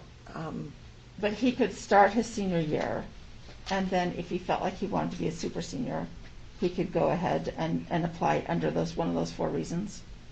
No, not under the 4 reasons. It's different when you're a super senior. Yeah. So I'd have to go back and pull up the policy, you know, to reread it. Essentially, by the time they're seniors, they would work with the high school with a committee at the high school to take a look at all the circumstances, and the high school would make the decision as to whether they are eligible to repeat their senior year, or if it's in their best interest to move on to the adult learning program at Orisonte. But, you know, that's what I'm remembering. Yeah, I'd have to pull, I see a lot of nodding of the heads. But yeah, it becomes something that, you know, those who know the student best, right, which is student, guardians, teachers, administrators, counselors at that school would come together and discuss the special circumstances. It just seems unfortunate that we can't accommodate, and I mean, I don't know if it's state law or what it is, but It is a there's state a law. student who wants to repeat a year, that we can't accommodate a student that wants to repeat a year because he feels like he didn't get the learning he needed. And I mean, I'm sorry for this mom and this student who are not asking for his transcript to be erased. They're not requesting that. They just would like to have, he would like the opportunity to learn what he didn't learn because remote learning was very difficult for him. And it makes me really sorry that we can't figure out a way to make that happen. So I'd love to have any ideas about how we could make that happen for this student. We would have any to address that suggestions. at a state level. There's nothing that we can do other than this process at the district level. Thanks, Catherine. Any other comments about, or, yeah, go ahead, Mohammed. Yeah, just Dr. Hall, you said scholarships. Where could the families go and be able to apply for that? So each one of the administrators at the school Okay. is aware of the process. Mr. Yathias has given them all of that information. Okay. So if a family says, you're right, I'd love to have my student in summer school, but I can't afford the $70, then they say, let's if you're a refugee, let's talk to Dr. Gutierrez in EESS, and if they are not, then let's talk to Mr. Yathias at our Educational Foundation. Okay. And like, let's say, you know, because I know Spanish is usually spoken for Arabic, French, or Zulu speakers. Is there like resources out there available for them to help them through that process? Yes, we have a translation department that's able to help them. And so basically, anytime that any family needs any assistance, usually they go to their home school, which is with the principal and then the assistant principal, and they're able to assist the families there. And then all they have to do is just say, we're just needing economic assistance, and basically they get the assistance that they need immediately. Okay, so if there is a family who needs help, they go to the school and talk to the administrators out there, and they'll connect them with the resources so that they can go ahead and apply. Correct. Fantastic. Thank you. Any other? Okay. I'd like to say thank you. Thanks for being here, and thanks for spending the time with us and answering questions. Appreciate it. Thank you. Thanks for what you're doing for our students this summer. Thank It's important. Thank you. Thank you. All right. Now we'll move to the discussion agenda, which will begin with the board meeting schedule. So it's this time of year that on this agenda that we need to look at approving and adopting our schedule, our annual meeting schedule for next year, 2021-2022. And that's, and a proposal there is attached. You'll see that it has an additional meeting in July. That's something that we've put on there as a potential. It's not something that we're recommending. This is the board's schedule, so it's something that I want the board to discuss. We also have a meeting scheduled that we adopted last year, the 2020-2021 board meeting schedule that had a meeting scheduled for June 15th. And June 15th of this year, that meeting has typically been, the second June meeting has typically been a planning meeting for the board to spend the day together and plan for the following year.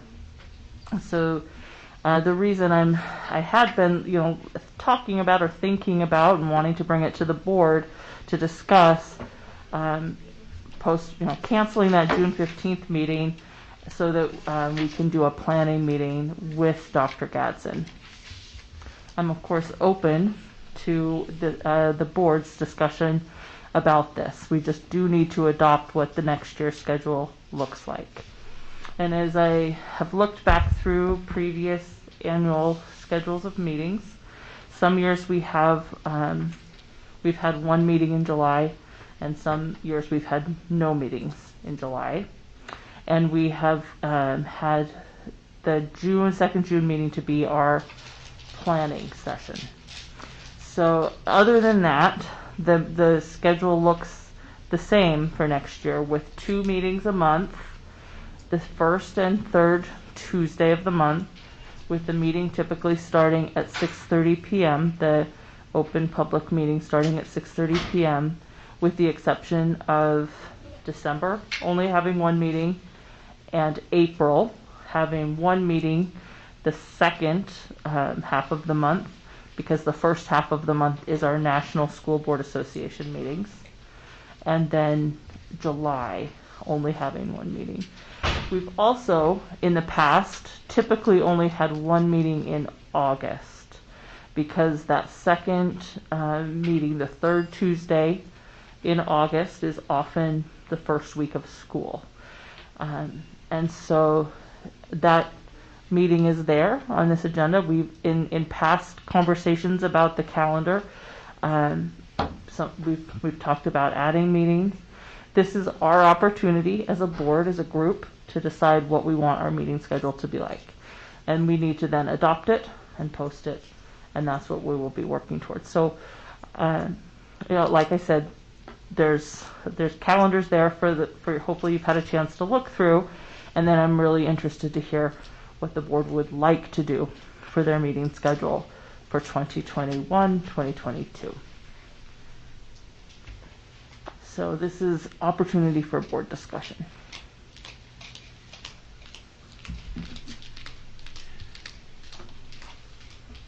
I just more on procedures. When we have discussion, we usually have 3 minutes, and we all do 1 round. And once it goes to action, we have 1 minute. Okay, I just want to remind us. Okay. Thank you, Hoali. So I will just go ahead and say and take my couple minutes now, Hoali, and I've already taken a few minutes, so hopefully I haven't gone over 3. I know that we've had a lot of meetings this year. We've spent a lot of time working really hard, and I think that we all could use some time this summer.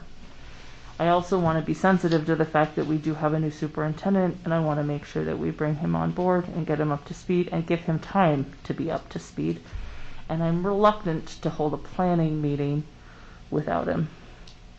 So that's my thought process about that June 15th meeting. We do have a few items of business that we could take care of on June 15th.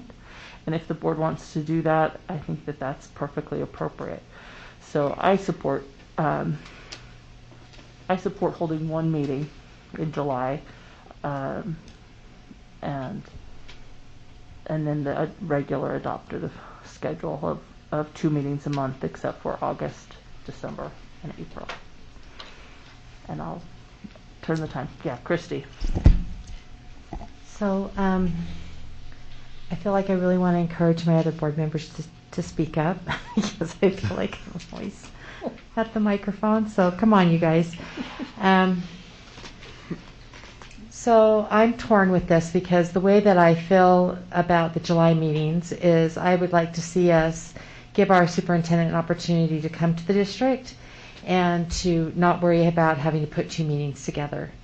And, for him to have one-on-ones with us, to be able to get settled into the job, be able to have some meetings with Alan, and with staff, instead of worrying about putting 2 board meetings together right out of the chute.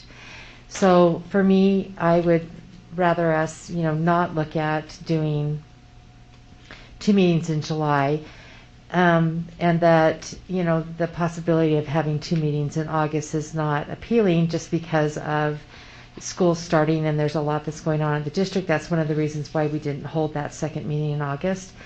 However, I do understand what you're saying about a planning meeting, and I think that, being able to give our superintendent some time, whether that's planning the planning meeting at August 17th or even in September, would give us an opportunity, to settle into each other. And that might be too long. Maybe he'll want to, do it more earlier, in August. But again, we've got a brand new schedule that's starting in August, with late start. And, there's a lot of bells and whistles that are going to be going on. So I look at this and I think I understand what you're saying. I know that there's a little bit of a complication around, the possibility of having the tentative agreement, with classified. And so we do have to figure out when that is going to come to us, whether that would be in our June meeting or if it would have to be on July 6th, because I believe, I don't know if our business administrator wants to speak to how that all works with the payroll, but I think that that's something for us to consider. I would much rather us not have the 2 meetings in July, and I would consider doing the August one, if it was something that the superintendent was ready to do, even with with the new schedule. I would say also that the rest of the year in 2022, it looks like something that I can support. I'm not sure about the not having a meeting at the end of June. It's going back to what the classified issue is, so I'm not really sure. So I'd like to hear what the other board members have to say too. So, Chrissy, what I'm hearing you say is I'm not really sure. Not really sure. You're listening. Okay, potentially one meeting in June and one meeting in July. And probably not in July. I would rather us not have them in July. Okay, no July, 1 June, no July. The possibility and of, 1 August. But I understand the issue with classified. That's why I think we need to talk about it. That was something that wasn't a part of my thinking, when I was thinking about this earlier in the week. So, anyway, that's a curveball. Yep. Thanks, Christy. Hello? Okay. So, yeah, I'm just pulling it up here. I'll do the easy part first. I'm happy, if you look at this, we had 6 meetings in February. There's not even 6 weeks in February, okay? February is the shortest month in the year, 29 days. So I'm just happy we're not having 6 meetings in February next year. So, but in general, that's why I did that infographic too. I just sometimes don't know things. So I put on there that originally, or most of the time, we don't, we have one meeting, those dates, April. I was surprised that we didn't have a meeting in April. I was like, what? I just had it in my calendar, we had it every other week. Well, first of all, the first 2 months I was in office, we had 8 meetings, and so I was just ready to meet every week pretty much. So it's just good that doesn't happen. But either way, I'm ready to work. But I understand this summer is also sacred for everyone. We all need to take a break. I know Dr. Gantz is super ready, but I also really like what Christy mentioned. 2 meetings in the beginning, that might be kind of hard for him. But generally, I think just with the classified employees aspect, I think we probably will have to have a meeting. I had it in my calendar anyways. Like I said, I had a meeting every. So I'm good. I think it would be good to respect what we had in our calendar for that, so we could just meet. That's one thing. I'm halfway. Okay. So the next thing is July.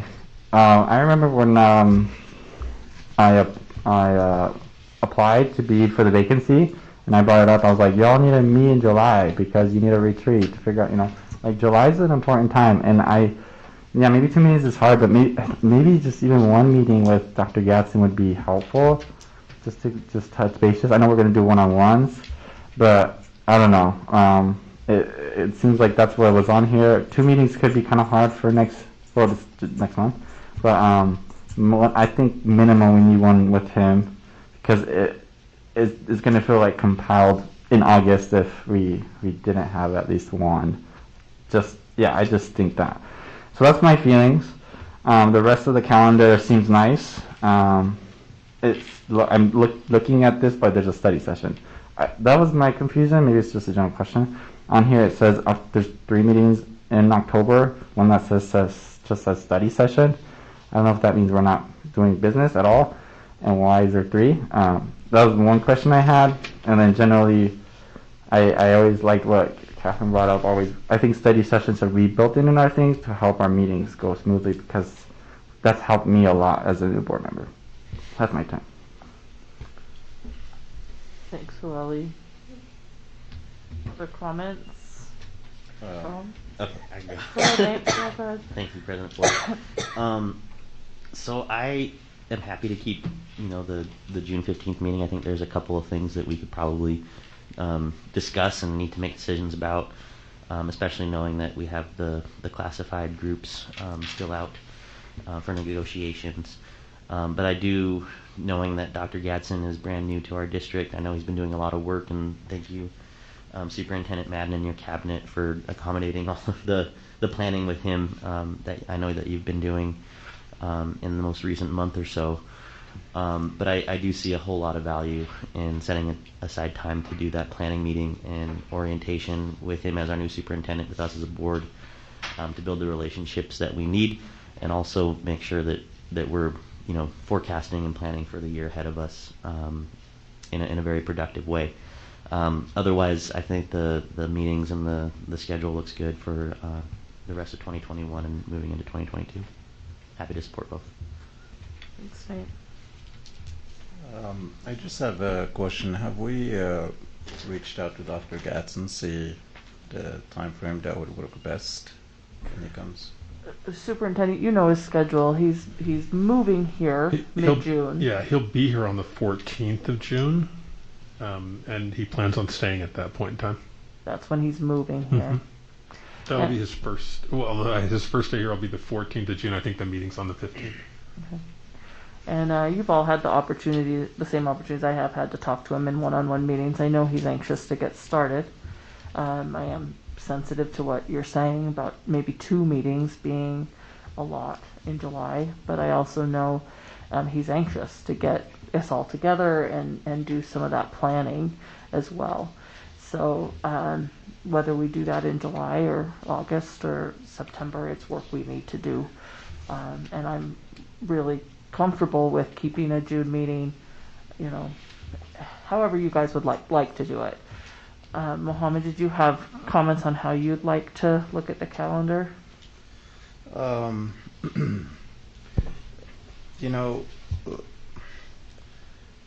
Okay, we are one body over here, and I just want to make sure whatever decision we make in terms of what meetings we're going to have or how many we're going to have, is that we make sure that Dr. Gadsden is there. He's the new district driver, and we're gonna make sure, find a way that we can make sure that happens, but also making sure that we do not overburden, the scheduling, because we never know what's gonna happen again. I mean, COVID surprised us. We had 6 meetings or so in February. Who knows what's next? So we just need to make sure that we are cognizant of that. But other than that, I am flexible, whichever works, as long as we make sure Dr. Gadsden is accommodated in there as well. Okay, thanks, Mohammed. Other comments on this calendar? Can I make a recommendation? What I've heard is that there's an interest in having a June 15th meeting to take care of some business that we have pending. What I will do is listen to this conversation and just come up with a recommendation for the calendar, which we can then take action on June 15th. And I think from what I'm hearing is we'll keep that June 15th meeting, potentially have one meeting, maybe no meetings in July, and then the proposal will include everything else that's pretty standard. 1 meeting in August, 1 meeting in December, 1 meeting in April. And we would then have this discussion on that proposal at the June 15th meeting. Okay? All right. I just want to make one comment that if we are having 1 meeting in August, that I do think that it should be the earlier meeting because of school starting. That's something that staff has said consistently. Because it's very difficult for them to have that second meeting. If we're having 2 meetings in August, then we'll have that second meeting in August. But that if we're choosing between the August meetings, we should choose the first one. The first one. That's good. Yeah, that's good feedback. And maybe we should check in with the classified and see if they feel like a July 6th versus a June 15th meeting is better. Okay. I mean, unless we have to cancel it tonight. Well, we don't have to. I mean, it would be simpler if we were able to make that decision tonight. I think we'll be fine to go ahead with June 15th since that's on our calendar, and then we will on June 15th make a schedule which we will discuss and vote on, and I will do my best effort to make it a representative of this conversation, but it can be changed at that point. We'll be voting on it and making that decision, and if on that night, we'll know by then certainly if we're ready with a tentative agreement with classified. If we're not, then we may need to at that point schedule one for them. But I think we should be pretty ready to move forward on June 15th. So making it clear to the public, I think that if the tentative agreement is not ready on the 15th of June, then we would have to hold a special meeting in July to approve a tentative agreement then. Or when we schedule meetings. Or wait until August. To approve that contract. But then the complications with that again are... Right. Classified has a lot of 12-month employees, and their new contract starts on July 1. So waiting much further beyond July 1 causes some problems. That's why it's helpful that June 15th is when we do that. Okay. If that's an okay direction for me to move forward, then that's what we'll do. Okay. Yeah?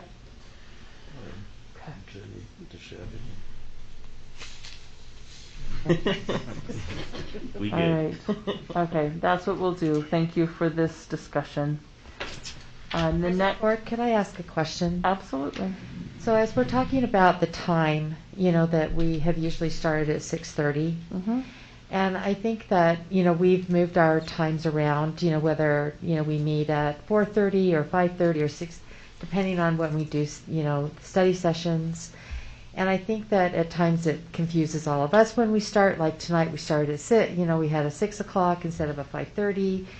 And so I'm just wondering if, as a board, that maybe we could kind of come into a standard, so that we can all plan, and say, when we get this tentative calendar put together, and once we get that planning done with Dr. Gadsden, that we really do have time certains, so that we know when we need to be here. And I was really glad that you said to me, 6 o'clock, because I was thinking, 5:30. So I would have shown up a half hour earlier.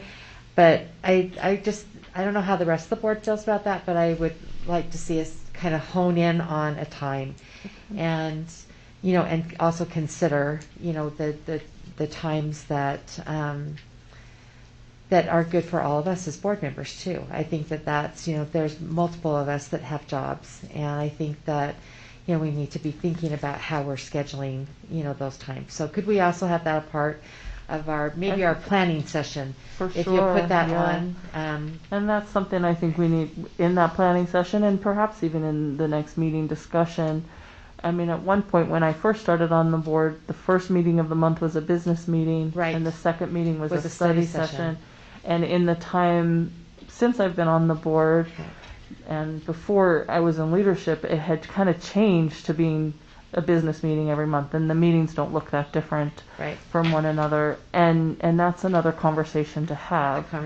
And I think that that's another conversation to have with all of us, and with Dr. Gadsden and our business administrator. And so I appreciate what you're saying, Chrissy. I think that might be a good time to have that in our planning. And we've taken some steps as we've adopted some guidelines for our meetings. I think that's just the next maybe the next step in that, and I appreciate that, because I know that it's been challenging. It's helpful. Yeah. The second part of that would be to also, as a board, to be really consistent and concise about what we want on the agenda. And I think that is helpful to you as our leadership, and to Dr. Gadsden, that to be able to kind of go back to our previous practice, that we were having our agenda sent out to us a week previous, so that we'd be able to look at it, provide feedback to you. I know that makes you and Vice President Salazar really comfortable. I've appreciated, the calls that have been made. But to try and get into, to talk about that also, during our planning meeting of how that works best, so that we're also prepared, that when we come to these meetings, because there's times when I feel like I'm not very prepared, and part of that's my own fault. But could that also be added, to the list of how we look at, when the agendas come out, when you set the agendas, and how we can provide feedback. Yeah, I think that process will be important for us to work through together. I mean, thank you for your kindness and understanding that this has been sort of an unprecedented year and we've been figuring things out. But I won't use that excuse going forward. We'll have a new superintendent and we'll have guidelines from the board, and we need to have that discussion in planning. Well, and I don't want board members. I don't want board members to feel like I'm trying to dictate this. I would really like to know if there's other people. I second that. Yeah, I know it's not a motion, but bro, we second that. I would like us to go back to the procedures we used to have where draft agendas were sent, and I've asked for that many times before the agenda setting meeting. We used to do that regularly, and there seems to be no reason why we don't. I mean, you're drafting an agenda anyway, so if they were sent before every agenda setting meeting, prior to you serving on leadership with Tiffany, Melissa. So, and I would like to go back to that, and I'd like to go back to having a third person sitting in on those meetings, whether it rotates or some other way. Then I think that's really productive. So I second what Christy's saying. Those are good. Yeah, thank you for that. All right. There's no other discussion about the board meeting schedule. Then let's move to the next item on the discussion on school resource officers, and invite Ms. Kendall, our Executive Director of Policy and Legal Services, to come to the table. You have attached to the agenda the memorandum of understanding that the Salt Lake School District has entered into with the Salt Lake City Police Department. And I'm going to let Ms. Kendall lead this part of the discussion. So this is just a really quick, hopefully, discussion to get some direction from the board. I've had multiple conversations with Interim Superintendent Madden. This MOU that is attached to your agenda is the old MOU, and it's about to expire. And so what Superintendent Madden and I were proposing was just a 1-year extension of this contract to allow the new superintendent to come into place and decide what he wanted to do moving forward. It would also give us more time to work with the Mayor's Commission and see what their recommendation is. So I had reached out to the Salt Lake City Police Department to see if they would be amenable to a 1-year extension only. And for their attorney, Mark Cottrell, is out on leave currently.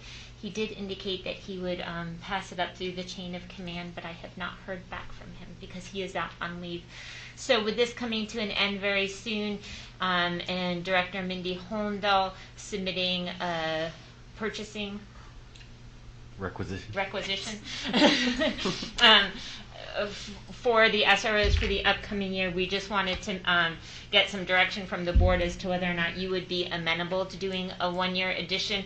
And what we were thinking was that we would include in the amendment some of the changes that have been put in place by new legislation, which requires additional training components.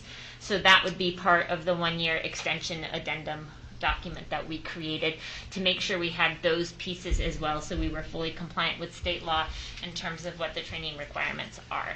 So we were just attaching this so you could see what it was previously, and trying to get some feedback on whether or not you thought that was a good suggestion or approach to moving forward. Thank you. Thank you, Ms. Kendall. I appreciate that. Discussion. Joel, and then Nate.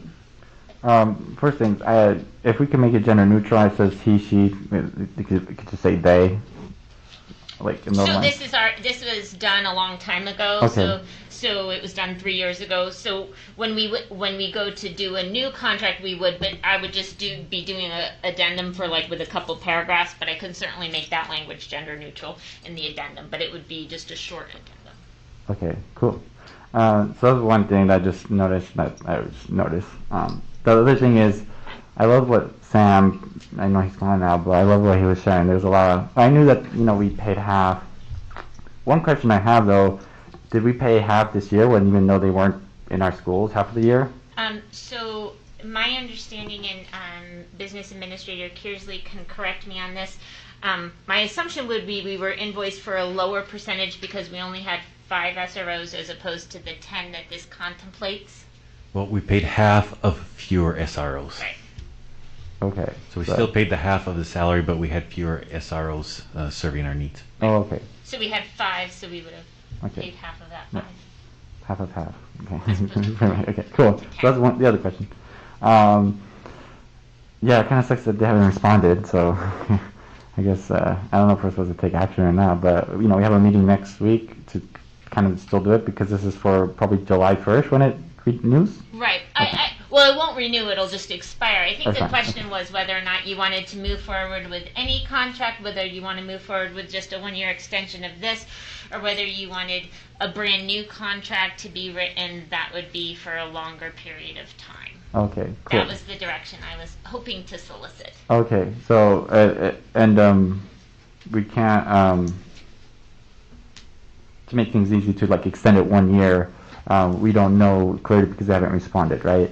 Right. And clearly my conversation with Mr. Cottrell was, this is, we're going to make this proposal to the board, but will you see if it's acceptable on your end? So he understands that it might not even be acceptable to you all as well. Okay, cool. I have a lot of feelings about this topic, but I really want Dr. Gatson to be involved in this, and so that's why I would just be, I don't know if we have to make a action today, but if I would direct, it would be more to like kind of hear if they could accept that 1 year thing, so we can kind of just have that, so we can really have a great discussion about a lot of the content, not only here, but you mentioned a commission. Which commission were you talking about? The racial equity and policing. Okay, that's the one I was thinking about. Okay, yeah, getting them more involved, because that one just recently started too, right? Yeah. Okay, and so that's my feelings. I think getting all of our community involved in this topic, with something that exists, but just having it exist is important, but especially those updates that you're putting with the state legislature, that our state legislators, especially from my precinct and some of our precincts, are like really great leaders of. Like, we want to respect that work they did. But yeah, that's my general feelings of the direction. Would be to just kind of do that 1 year thing, but if they could accept it, Thanks, Well. Go ahead, Nate. Yeah. Just knowing just how the conversations evolved, it's my understanding, just perusing through the Racial Equity and Policing Commission site, that the subcommittee that's working on this is going to be making some formal recommendations to the whole commission. Tomorrow, it's my understanding, they have a meeting. I just think knowing that they're still in the process of making recommendations to the mayor and subsequently to us, and that we haven't heard back from the administration at the police department, I'd suggest that potentially we table this until June 15th. Now that we know we have a meeting on the 15th, President Ford, and that would give us the adequate time that we need to maintain our 3 to 4 hour meeting time that we have, and we are running a little late. Do you want to make that as a motion? I'd be happy to. I move that we table this discussion until the June 15th meeting. I second to that. She seconded it. I second. Okay, that's not debatable. So let's go ahead and vote. We'll start 7-1. We're just tabling this till June 15th is the motion. Christy Sweat, yes. Melissa Ford, yes. Oh, okay. Mohammed, yes. Nate, yes. Catherine Kennedy, yes. Jenny Sika, yes. Huda, yes. Okay, we'll table that motion, this, and we'll put this on the June 15th agenda. Thank you. I have one request for Attorney Kendall. Could I say one thing? most likely I probably will not be at the June 15th board meeting. Okay. So, but I will give any information and updates that I have to Interim Superintendent Madden, if that's okay. Thank you. That's perfect. And can you also ask if they would accept a 2-month extension so we could talk about it, or a certain number of months rather than an entire year? I can certainly ask that. And You have something, Hadi? Dr. Yeah. Yeah, I was going to say this before. Sorry that you guys already voted, but I was going to say that I serve on the Racial Equity and Policing Commission with probably your sister, I think. Yeah, she's really awesome. And so I serve on the School Safety Subcommittee and also the Youth Subcommittee. And we both have very differing opinions. And so the technical recommendation on behalf of the School Safety Subcommittee is to extend the MOU agreement for 1 year. But on behalf of the Youth Subcommittee, we respectfully disagree. There's a lot of data concerns. For example, Latina students are included in the white student counts for referrals. And so if that was to continue for another year, then you would also have that confounding of data. So I do support having Dr. Gadsden involved, but I also want to encourage us to make these decisions quickly, because next year we're going to have students underneath the exact same MOU, and that means a lot of students who are also going to be having conflicted relationships with officers. And I've heard a lot of concerning things from students at West High School specifically, and so I would encourage the school district to reach out to them because these decisions are really important. Thank you, Dottie. Okay, we'll move to the next item on our agenda. Thank you so much, Executive Director Kendall. I appreciate you. The next up is the ELP renaming, and that's Dr. Tiffany Hall, Executive Director of Teaching and Learning, coming forward. There's an attachment to the agenda which Dr. Hall will go through with us. Thank you. All right. As this comes up, I would just like to also let you know there is quite a bit of type on this, and so you have a PDF. I'm going to go through kind of the major points to sum this up.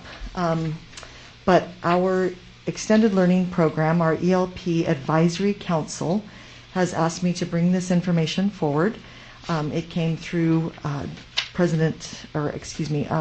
Board Member Kennedy and Bayed and Sitka, who sit on our advisory council, in addition to principals, parents, and teachers. And we have a special education representative as well. And they make up an advisory council that meets 8 times a year to consult about matters concerning the ELP program. So last November, if I just go like this, will you click it for me? Thank you. Last November, the group came together, and one of the things that they had been talking about for a number of years and decided this was the year to act on was how the program is named. It has been named for a significant period of time, the Extended Learning Program, but they felt that there were some things that got in the way. And so they had some goals to this conversation. And first was to rename the program in a way that was easy for our families to understand. And second, to be able to better differentiate magnet and neighborhood ELP programs, because we have 2 fundamentally different programs here, but the names are very similar. And we found that because one is an M and one is an N, we've had trouble, hearing the right letter, tagging the right letter, having to correct some things. And so we really wanted to clarify those things. So our 2 acronyms are acronyms that are consistent and common only to our district. For as long as I know, the history of time, it has been referred to as the Extended Learning Program, but that is an acronym for other programs in other districts in Utah, and it isn't one that is easily recognized outside of Utah. And in fact, a lot of our people confuse it with a program up at the U. So as people move into the district or out of the district, they're asking for programs or looking for a program that they think doesn't exist because of the name. And so we were really trying to make that more recognizable as we moved forward with wanting to talk to parents and students about what the program was. And so just to remind you that we do have this ongoing confusion between our neighborhood and our magnet programs.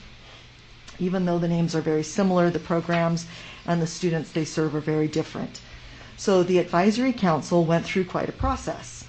And they first started with a discussion in November, and they all surveyed the members of the council to see whether or not they felt like renaming the ELP program would be something that they would want to move forward with, and would they want to rename both the magnet and the neighborhood program, or just one or just the other. So we had, out of the 20 odd people who were on that committee, 14 people voted, and for both names, neighborhood and magnet, we had 10 people say, yeah, I think we should go ahead and look at renaming these programs. So then that December, they brought that back to all of the stakeholders, and they decided that they would survey all of the people that were connected to this through the advisory committee, through all of the ELP faculty, magnet and neighborhood programs, elementary and middle schools, the principals of all the sites that had an ELP program, which is every elementary and middle school, and then the SEC chairs of all of those schools. And then when those results came back, we found that we had, I click like that. There's a lag. There's a lag. I know, there's sorry. a lag here. Sorry. And then I click with this hand because that's what I click with on my computer. You can't see that. That 84 or 83% favored changing our magnet program, and about 72% favored changing the name of our ELP program. So as we moved forward with that, just as a quick overview for the program, in our elementary schools, our magnet program is a full-time, self-contained classroom for identified high ability and gifted students. And in middle school, it's a differentiated education for identified high ability and gifted students in all of their core subjects. And so, after they sent out all of the top 3 names and had people vote on them, these are the top 2 renaming suggestions for Magnet PE, or Magnet ELP. The first one is GATE, Gifted and Talented Education. And the second most highly voted for was Magnet Gifted. The comments below that, which again were in the slides in your handout as well, talk about some of the reasons the committee felt that their choices were the best choices. I will just say across the national scene, Gifted and Talented, or GATE programs, is probably the most commonly used. So that would be one of the ones that we may want to just consider in terms of having that recognizable program when we're doing things like grant applications and materials. Then for our neighborhood program, which again is a pull-out program in grades K through 6, and it gives our students in grades 4 through 6 up to 3 hours of a pull-out extension for their learning. And then in middle school, although we are having some conversations about this moving forward, but currently we have neighborhood elementary programs at all of our schools except Bryant, and we do differentiated instruction in those cohort classes for those identified students. So our committee came up with 2 top renaming suggestions for our neighborhood ELP programs, and the first one is LEAP, which is the Learning Enrichment Activities Pullout.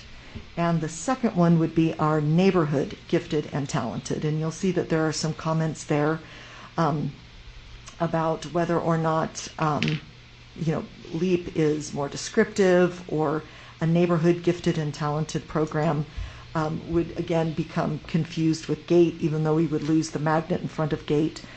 So these were some of the questions that we had and that they were discussing. And so what they decided that they would like to do, in order to, again, the intent of this conversation is to bring some clarity around the naming of this program in our district.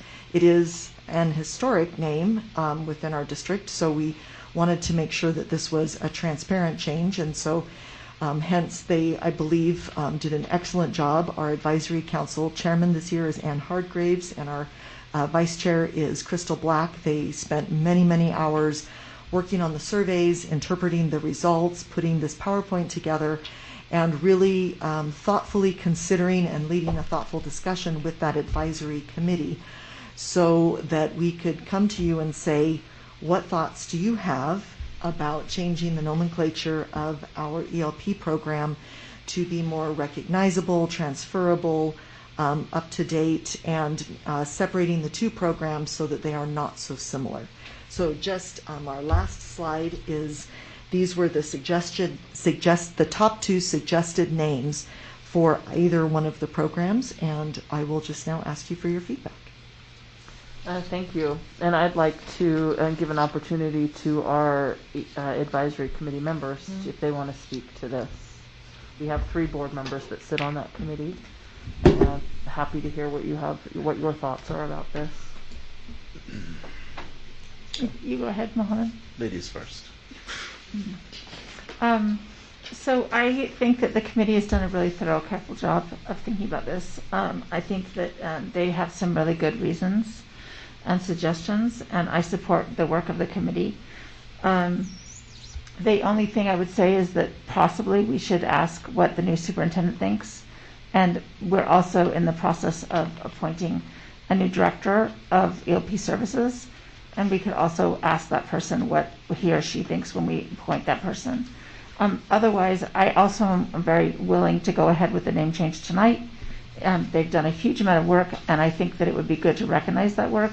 They understand that they're an advisory committee and that what they do is to advise, and they've spent a lot of time thinking about this issue. I think the chair is actually Ann Barnes Harges. Yes. I think that's actually the chair's name. But she's done a lot of work and careful, thorough work and collaborative work.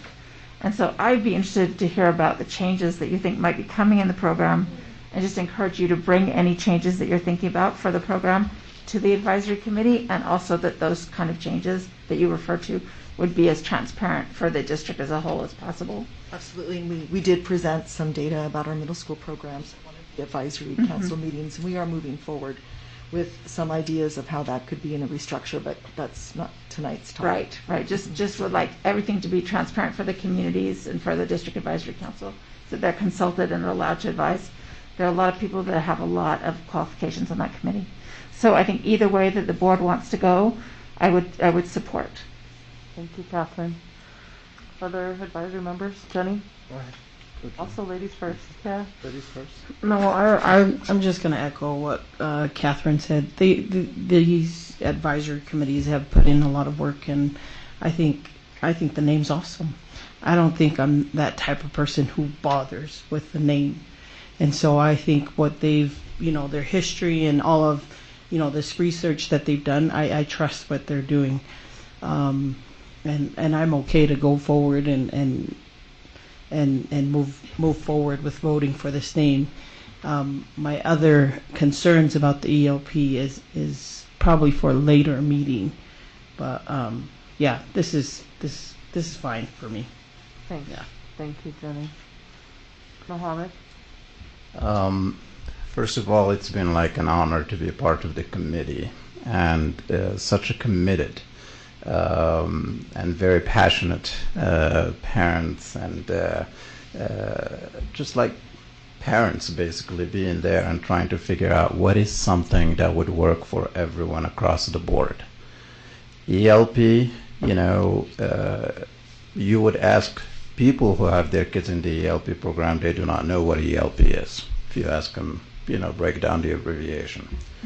And also, the name itself, unfortunately, causes a little bit of confusion in terms when it comes to the program. Because we're looking here, we have some amazing, talented students who unfortunately are not exposed to a clear name that would allow them and allow their families know that this is an opportunity that is available out there for you.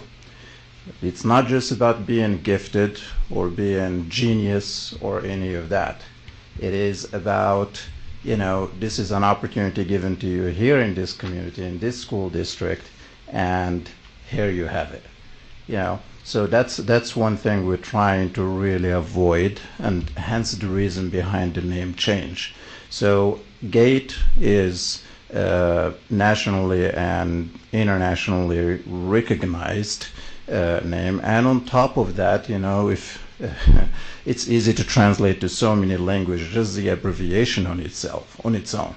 People would know. You hear gate, people are going to say, what is a gate about? And you explain to them what it's about. And the leap, I love the idea of like, it has to do with the enrichment, of the students, of education. It has nothing to do with like, unless you are performing here, you can be in this program. If not, forget about it. That's not what we're trying to send out here. Because this is why we have our students, our future. Yeah?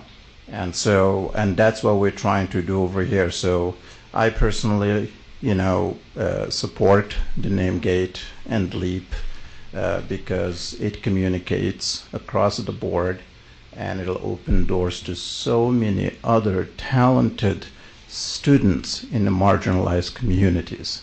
And they should not be left in the back burner just because we have a complicated name out there. They deserve that equity as well. Thanks, Mohammed. Other comments? Joelle? I know we're talking about the name, so I'll just kind of connect it also with my emotions. Gate, like the first, like I already have like an emotional response to that. It just reminded me of just like gatekeeping of like my experiences throughout, since literally preschool to high school, and my interactions with the ELP programs and the gatekeepers that I've had to, just interact with, that have just caused trauma. That's one thing in terms of the gates, just my initial honest reactions. And then the LEAP, it reminds me, so you mentioned there's programs at the U that have similar names. LEAP to the U is another program, LEAP Health. There's a lot of LEAPs. I think people will get that confused. I'm not trying to be downer with the names, but I'm just saying my initial reactions and feelings. Similar to like what Jenny mentioned, I have a lot of feelings that might have to be brought up another time when we talk about ELP, but I just have a lot of experiences that I maybe have to go to a therapist or something, but I just have a lot of experiences and feelings towards ELP. As someone that's I don't even know how you say it in English, but my pedagogy, like I really am in, like, my background's in pedagogy. I just really want to go in the classroom and see what is it? What is it? Like, I don't know what it is. And I just only have my experiences as someone going to middle school and seeing the middle school ELP gifted programs and how they treated me, and then going to high school and IB programs and all the ELP cohorts and how they treated me. I don't know, I just have a lot of emotions when it comes to ELP. And that's why I did not decide to go to that committee. I just did not. There's a lot. And so I would personally also like to see what Dr. Gantz feels about gifted programs in general, and then also what does it mean to have an IB middle school or elementary school? What does that even mean compared to ELP? But like I said, with the names, since that's the topic, I just have a lot of reactions, which are for sure connected to my experience. But I still think we should come up and make a decision today with the names, because I think it's a general good step to helping us move forward with a bigger conversation about these programs. But yeah, I just wanted to be honest about GATE. A lot of feelings, and I'm sure if this is common name across school districts, a lot of people of color might feel already have jokes or spoken word pieces on why gatekeeping and that GATE program exists. And then LEAP, I already said my issues about the U. But I don't know, I would prefer those other two names. But if we want to have acronyms which confuse people in education anyways, we can do that too. Thanks, Wally. Do I have other comments about this renaming from board members? I appreciate the comments that I've heard, and my thoughts are I'm happy to do the renaming. I think that it's important that they be different. That Magnet ELP. I mean, I hear that from the report, and from what you're saying, Dr. Hall, that what we don't want to come up with is new names that then commingle and make it difficult to kind of differentiate between the Magnet program and the Pull-Out Neighborhood Gifted program. And so that's where GATE and LEAP are helpful, because they really are descriptive of how they're different. And I support that. I'm happy to move with the board on this. I would support a name change, and I think I would go with Gate and Leap, just because they do differentiate them.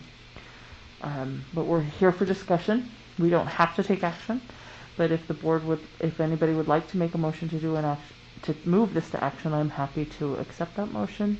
President Ford, I think Dottie had. Oh, Dottie. Yeah, I'm sorry. Yeah, go ahead, No, Dottie. you're good. I didn't do anything. So, so yeah, I joined the ELP program when I was 5 at arguably the most wealthy elementary school in our district, Hawthorne Elementary. When I was 5, I didn't. My mom found out about it on the radio. And she didn't speak English very well, but she somehow got the gist of it. And then I was told that I wouldn't end up being part of the ELP program by other parents who told me that I wasn't smart enough. But I somehow passed the pattern recognition test, and I ended up being in ELP. And I've been in ELP, I think, probably all the way through 6th and 7th grade, so kindergarten through 7th grade. And I want to absolutely acknowledge what Hoel Lee said about the ELP cohort and what that kind of environment brings up, and that's something that is a really large conversation that needs to happen. With that being said, when you speak about, like the ELP program and the renamings, usually when you mention things on the radio, they're not going to go in depth and say, oh, we're talking about the LEAP Learning Enrichment Activities Pull-Out Program. They're just going to say the LEAP program. And if parents who are listening to that do not understand, or if that acronym is not further explained, then that's not going to work. So the lengthier words that force you to say the actual name of the program is probably going to be more acceptable. But I did see the comments that said that the Gifted and Talented Education Program would more easily translate to other languages. Like, I'm sure the word magnet doesn't have any large signification in Hindi or Spanish. So I do think that the longer words that force someone to kind of explain what the program is are better. So yeah, that's kind of where I am at. Thank you, Dottie. Christy? I have found this conversation to be so interesting, starting with your comments tonight, Jenny, about, the labeling, of how we label kids. And then to jump to what Hoel Lee said, and then to finish off what Dottie has just said, it's reminding me of a conversation that is ongoing right now in our country about education and the institution of education, and what we continue to do to either build walls or to label or to track, whatever it is. And I think that the work that's being done, to provide opportunities for kids are good. I think that we need to have access and opportunities. But this has been a really interesting conversation for me tonight, and I think that going back to involving Superintendent Gadsden in this conversation, and as Catherine said, we could table it. It doesn't have to be done right now. I mean, Dr. Hull, it's not something that we need to make a decision about tonight, do we? I think that we should talk about this some more, because is it something that we want to continue to do just because everyone else is doing it by labeling a program, and then it becomes an acronym, and then most people don't understand what the acronym is. Mm-hmm. So anyway, I just appreciate the thoughtfulness that's been going around the table, so thank you. Thank you, everyone. It was a good discussion. It sounds like maybe what we want to do is take this up at a future meeting. Unless there are motions to the contrary, that's what we'll... Okay, thank you, Dr. Hall. Thank you. I'll convey that to our advisory council. And just for general information, we will probably keep the name of the ELP office ELP, because it also includes IB, Curriculum and Instruction Lab, AP, moving into some other college programs. And so that would that would keep the office and the department the same. It's the name of these two programs that the advisory council is discussing. So thank you very much for your Excellent. Thank you for this discussion. Thank you, everyone. Right, the last item on our discussion agenda is the student overnight and extended trips or activities. You all have that attached to the agenda, and I'm going to invite the superintendent, if it's okay. Yeah, and I'm going to invite Rebecca Pittum to come up. Okay, thank you.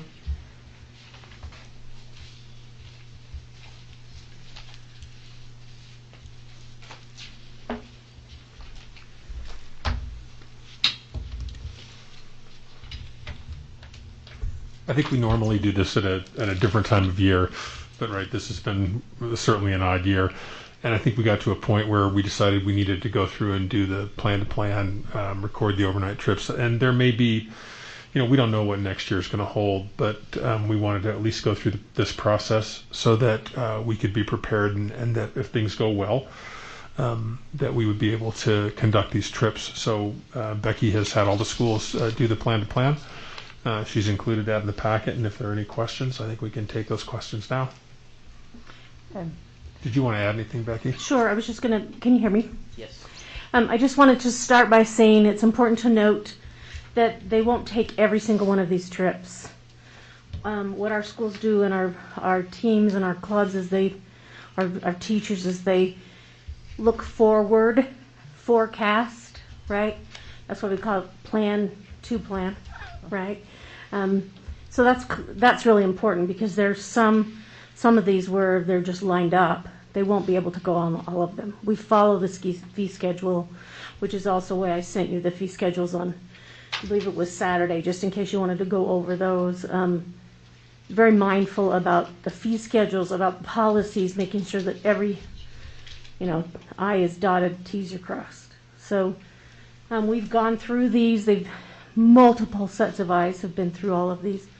Wanted to point out also there are 2 trips there, 2 international trips, and according to policy, as a general policy, we don't approve international trips. However, you can approve trips. And so what we did with these 2 international trips from West High is we have invited them to create a presentation, a plan for us that we can then bring to you in the fall, where you can analyze that and make decisions at that point with good information. But it's good to get those on our radar, right? And plant those seeds and make sure they're in front of us now. So wanted to make that point. And you'll notice as you looked in your packet that they didn't say they were approved, but they're not disapproved. We're just saying we need more information.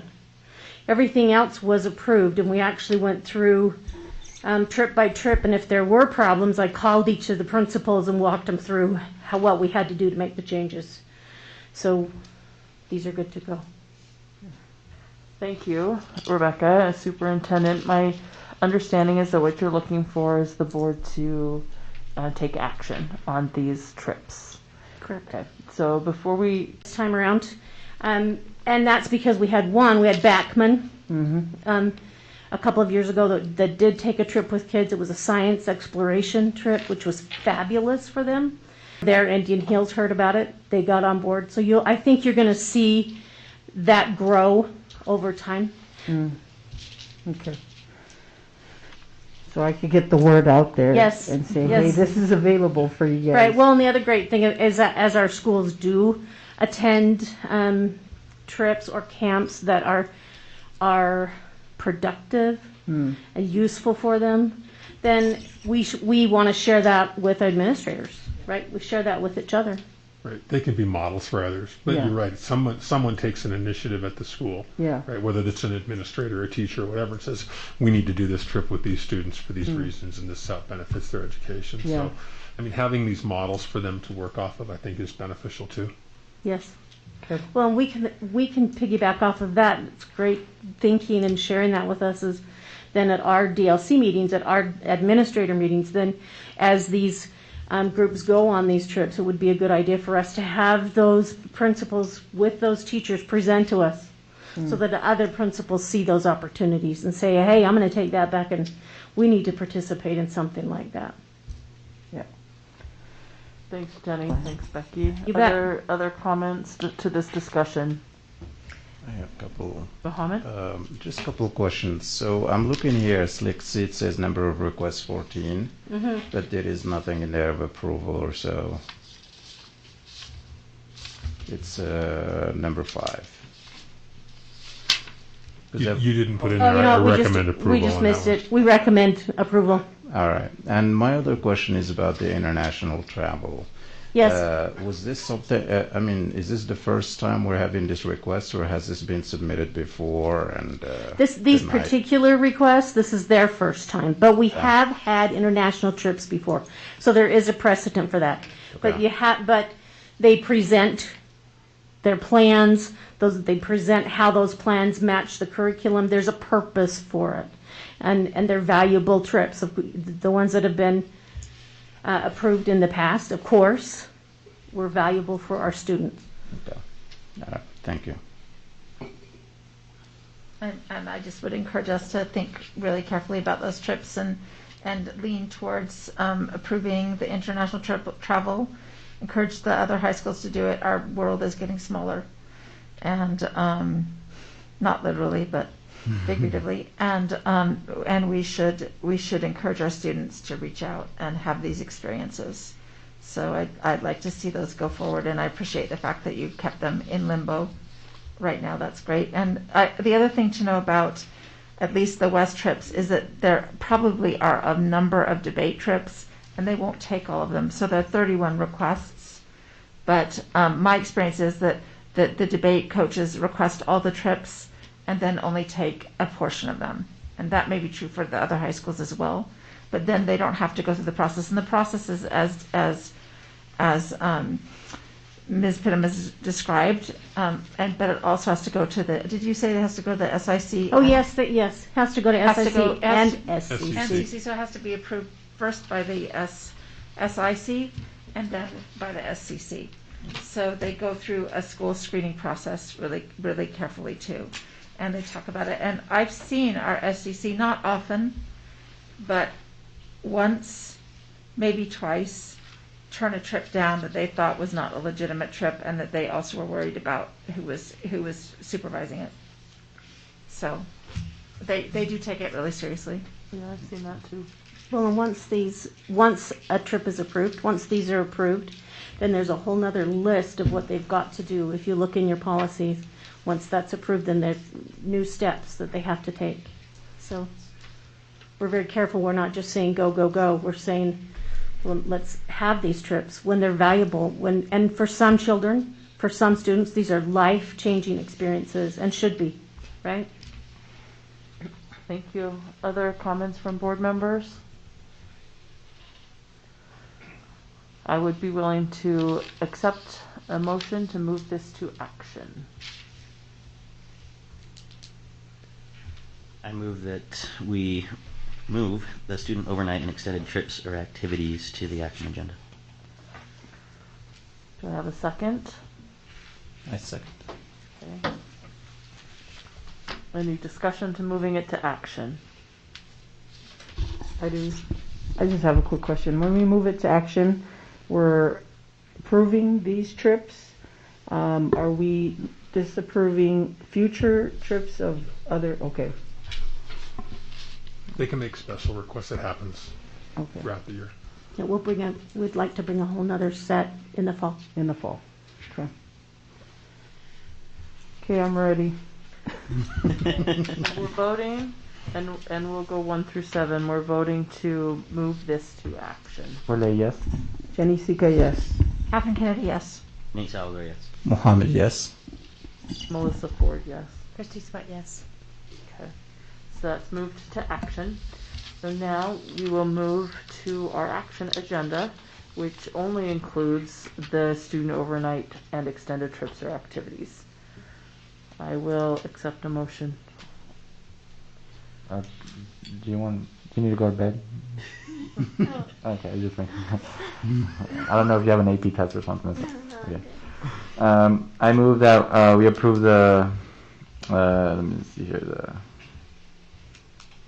2021-2022 overnight extended trips or activities. Second. Okay. Motion by Howell and seconded by Nate. Any discussion to the motion? Howell? I just want to say, like I said, as SLCSD is in my precinct, and I love how some of the SLCSD overnights are at SLCSD. If people don't know, they do that. There's one for the Spanish class, where it's all about native speakers taking Spanish, and they're gonna. I'm not really sure what they're doing, but it seems like they're gonna do some cool stuff there. And I used to be the principal there. Like, there's, I went to middle school there. There's just like these like cool outdoor things in the school that when I was talking to the principal, they just do camps there, and I love how the overnight stuff doesn't even have to leave the school for some of the schools, right? But there's a lot of cool activities here. I'm all support. You're right, they're life-changing. I had life-changing field trips, and that's why I support these. Thank you, Wally. Other discussion to the motion? All right, then let's go ahead and vote. This time we'll go 7-1. Christy Sweat, yes. Melissa Ford, yes. Mohammed, yes. Nate, yes. Catherine Kennedy, yes. Jenny Sika, yes. Corle, yes. All right, motion passes. Thank you Ms. very Fiddle. much. All right. Thanks, Becky. Thank you, Superintendent. We're now through the action agenda, and we'll move to board member report if needed. This is your opportunity to update the board on your committee assignments, other things that you feel like the board needs to be aware of. Wally? And these are supposed to be 5 minutes, but I don't want to take that long. Let me just put the timer down. So yeah, the governor and the first lady of Utah were at SLCSD Bryant like 2 weeks ago, right? It was like, and Mohammed and I took some cool pictures. I'll be posting them on my social media, so follow me. But for reals, apparently the first time Governor Cox was with his cabinet and just like his staff, like close staff, was that time. He hadn't seen them in person because it's been the pandemic. The first time they were all physically together was there at Bryant playing kickball with the students there, and it was beautiful. It was beautiful to be outside, even though it was raining a little bit. It was great. I got to talk to him and the first lady of Utah, Ms. Cox, about disability, since that's her focus as the first lady, and then also about a lot of different things that we need to prioritize in our education system, including that week, critical race theory was being attacked, and I literally teach that at the U, so I felt attacked as a millennial. I'm just kidding. But there's a lot of things that we need to bring up and work with lots of people. We're trying to convince them to have the daughter that's going to go into high school to go to West. They're still debating. But one of my highlights was knowing that we as elected officials need to work with other elected officials when it comes to education policy. And I'm excited to see that. I'm excited to work with people and continue to highlight the needs in our school district, right? We're trying to get ethnic studies in our school district, and it's starting in the fall through SLIC, and that there's a lot of need for that. And so for me, my general report is like, as I continue to work with my community and other people that we need to work with, to partner with in our school district, there's going to be more opportunities that our students have been waiting for. And it's going to be great. So I'm super excited. That's my report. Thank you, Wally. Other board members report? Yeah. We've been noticing that we've been having so many emails of retirees in our district. Congratulations to all of you. I can't wait till one day I can say that to myself. Got a long ways to go. And also we're excited the graduations are coming. And it's going to be really, really a fun time. And I hope also that we do not forget about those that were not able to make it to be present in the graduation or participate in the celebration due to pandemic, sadly to say. And so I'm really excited, really, really excited, because for me, as an immigrant, to be able to be there and just be present and see the students getting graduated.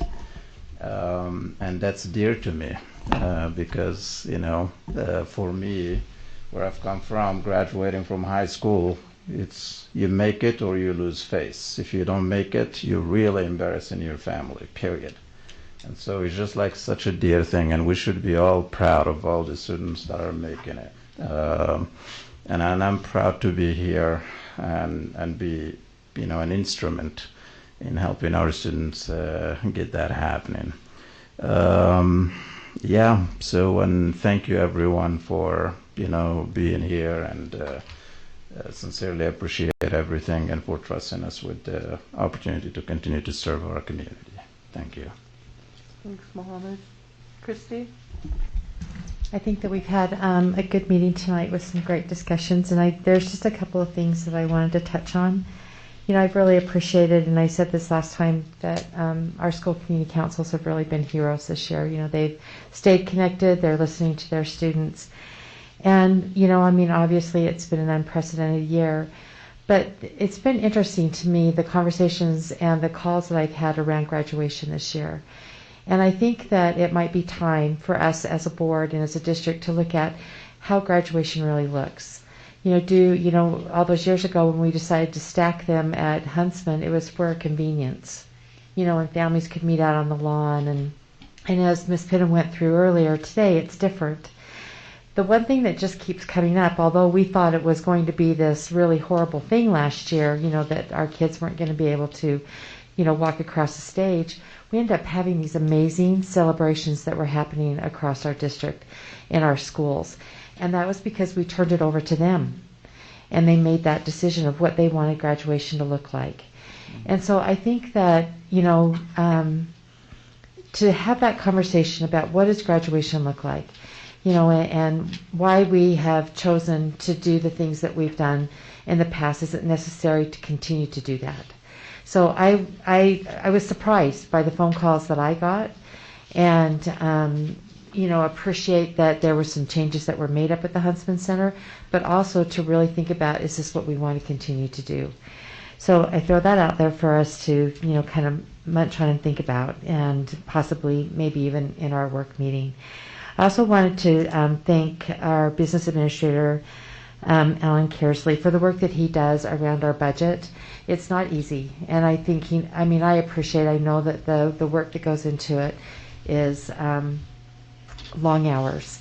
But the thing that I wanted to tell him thank you for is that he is committed, for the limited resources that we have, to connect that to our student achievement plan. And he's going to be such a great partner for us to be able to take those resources and to look at those plans and to connect that to it, so that we'll be able to continue to do good things for our students and then also for our employees. So thank you for that, Alan. I appreciate the work that you do around that. The last thing I just want to say is that, I have really loved working on the policy committee, and I think that over the years it's been such a great partnership. And we all know that, as Catherine pointed out earlier, that Ms. Kendall has been such a great asset to us.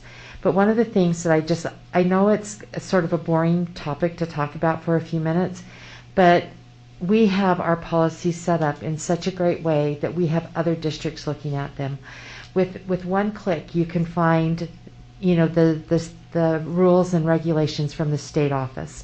It directs you right to our other, policies. It connects you right directly to our administrative policies. We really have worked hard to have a seamless, navigatable, is that a word? It's not, is it? It is. Navigable. It is now. Now it is. Yep. Anyway, I just wanted to thank the board members that sit on it and the past board members, and look forward to that continued work that we do on our policies. Thanks, Christy. Other board reports? Catherine? So I just wanted to mention Wasatch's Art Night that they had last Friday. It was magnificent. They considered safety really carefully. They had it outside on the playground, and they had big displays of all the students' art. I think every student was represented, and it was really remarkable. It was, like I said, the art was magnificent and beautiful. Much of it was done remotely, and so a shout out to the teachers for making that happen, and for the amazing art teacher, Julie Lewis, who just does a wonderful job every year. I also just want to make a mention that I was surprised last week by Superintendent Madden's announcement about West, and sorry that I didn't have a chance to speak to him. It turns out he instead talked to someone who had only attended part of one meeting, and I've attended all the West SEC meetings. And in our board meeting, we had training on our role for land trust, and in that training, which was held, like I said, in our board meeting, we were told that it is our obligation to be sure that land trust funds are spent appropriately in a collaborative and transparent way. And I'm concerned that I can point to specific examples about how that process was not conducted. And it was an unusual year, I think. So I think we can make some exceptions, but I'll be watching. I did try to make some comments about it, but I do think that it needs to be collaborative and transparent. I just wanted to follow up on that. I think it's really serious. I think that's a really serious obligation for board members. We are responsible for superintending that land trust money. And I take that really seriously, and I want to make sure that it's done correctly and transparently and collaboratively with the committee.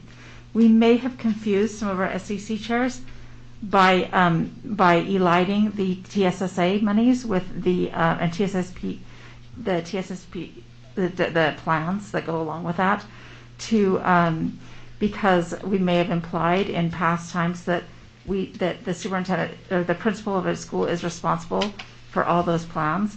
And I think we need to clarify with our SCC chairs that the principal is responsible for the TSSA and the TSSPs, but they are not responsible solely for the land trust. And I think that really needs to be clear when we go forward in our SCCs, that we are following the process that we need to follow to have the right things in place, so we're following the land trust rules and we're safeguarding the monies that the state gives to us. And that's it. Thank you, Catherine. Do we have other board names? Yeah, for sure. I just wanted to, thank my SCCs. I feel bad with some scheduling changes at Benny, and I wasn't able to make the last meeting, just relative to my work schedule. But I did get a chance to attend SLCSD, Bryant, and just a huge shout out to Matt and his team over there. They're really great folks. And then, of course, all of the parents who participate. It's a very lively and robust SEC, and it's just really fun to participate in those. I also wanted to give a shout out to our graduates. This is a really big week for you all. I've had the chance to attend a couple of ceremonies already. The Title VI Indian Education ceremony where we honored our Indigenous graduates. Joel and I had a chance to be there, and a huge shout out to Tia Yazi and Dr. Buendia and their team that coordinates that event, and also all the support and resources they provide for our Title VI students here in our district. And then a huge shout out to Joel and his family with Chipototec, first generation graduation ceremony I had a chance to attend at the Marmalade Branch Library this last weekend. Thank you for all that you guys do for our students at West High School. So looking forward to all of our graduations this week that we got coming up. And sorry, SLCSD, that I can't be there. It conflicts with another one of the graduation ceremonies that I'll be attending. But congratulations to all the SLCSD students as well. Yeah, thank you. Thank you, board members, for your reports. Thank you for your good work. Dottie, go ahead. Sorry. I wanted to say something really quickly about the ELP thing I mentioned. I forgot to mention that 12 years ago, board member Kennedy is the one who told my parents that I could join the ELP program. Was that right? That's correct. My mom never forgets to say it. Oh, so that's nice. it is. Good. And I think the ELP program, and kind of we need to re-envision what we think about education, whether it means the right for a student to be challenged or the right for a student to meet a standard. And I think that's where we need to kind of develop that kind of disconnect as well. But thank you, Board Member Kennedy. And then, am I right in presuming that this is my last meeting? Is that right? So you are welcome to come to the June 15th meeting. That would be your last meeting. Okay, well, I'll be there. I made you all little letters, but yeah. That's nice. Yeah, thank you, Alan, you Dottie. don't get one. It costs too much money. That's okay then. No, I'm kidding. I'll get you one. But I'll see you guys next time then. I won't cry. All right. Thank you, You can cry. Dottie. We have loved having you as our board member, and we'll keep you as long as we can, which is next meeting. So thank you. Yeah, thanks for all your work, and board members. I do want to take an opportunity to say thank you to board members for supporting the tentative agreements that we have with SLCSD and with SLEA. One thing that came out very strongly through that negotiation process was the support that our teachers have for looking for mental health support. And this board is committed to continuing that conversation and looking for ways to support our students and employees through those mental health supports. And I honor my board members for that. That's a strong commitment that we share with our employees. Also had the opportunity to attend lots of awards assemblies and sort of lasts events, and it's been really fun to celebrate our students. It's what we do well, and it's been a long year, but really fun to see the success of our students as we culminate this school year. So thank you for everything you've done. Superintendent, I'll give you a few minutes to close with your report. I won't need a few, but I can. I've got a few words to say. Yeah. Thank you. I will just mention that in our health department meeting this morning, there was quite a bit of optimism. Things are going better than expected. We'll have a new director of the health department for Salt Lake County, and you've heard of this person, Angela Dunn. And so she was at the meeting today, and she'll be taking over for Gary Edwards, who's done a really wonderful job this year and been very helpful.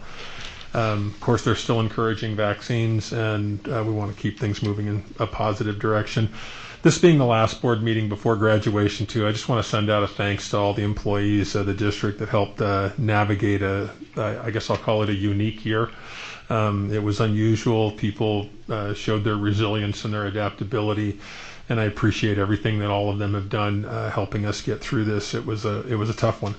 And then I also want to say how excited I am for our graduating seniors. We wish you all the best. We're proud of you and the work that you've done in navigating, again, a difficult year, but you've navigated your whole education, and you've made it all the way through 12th grade and to graduation, and we're just super proud of you, and we just wish you all the best moving forward. Thank you. Thank you, Superintendent. All right, we'll go ahead and adjourn this meeting. Thank you. Thanks for being here.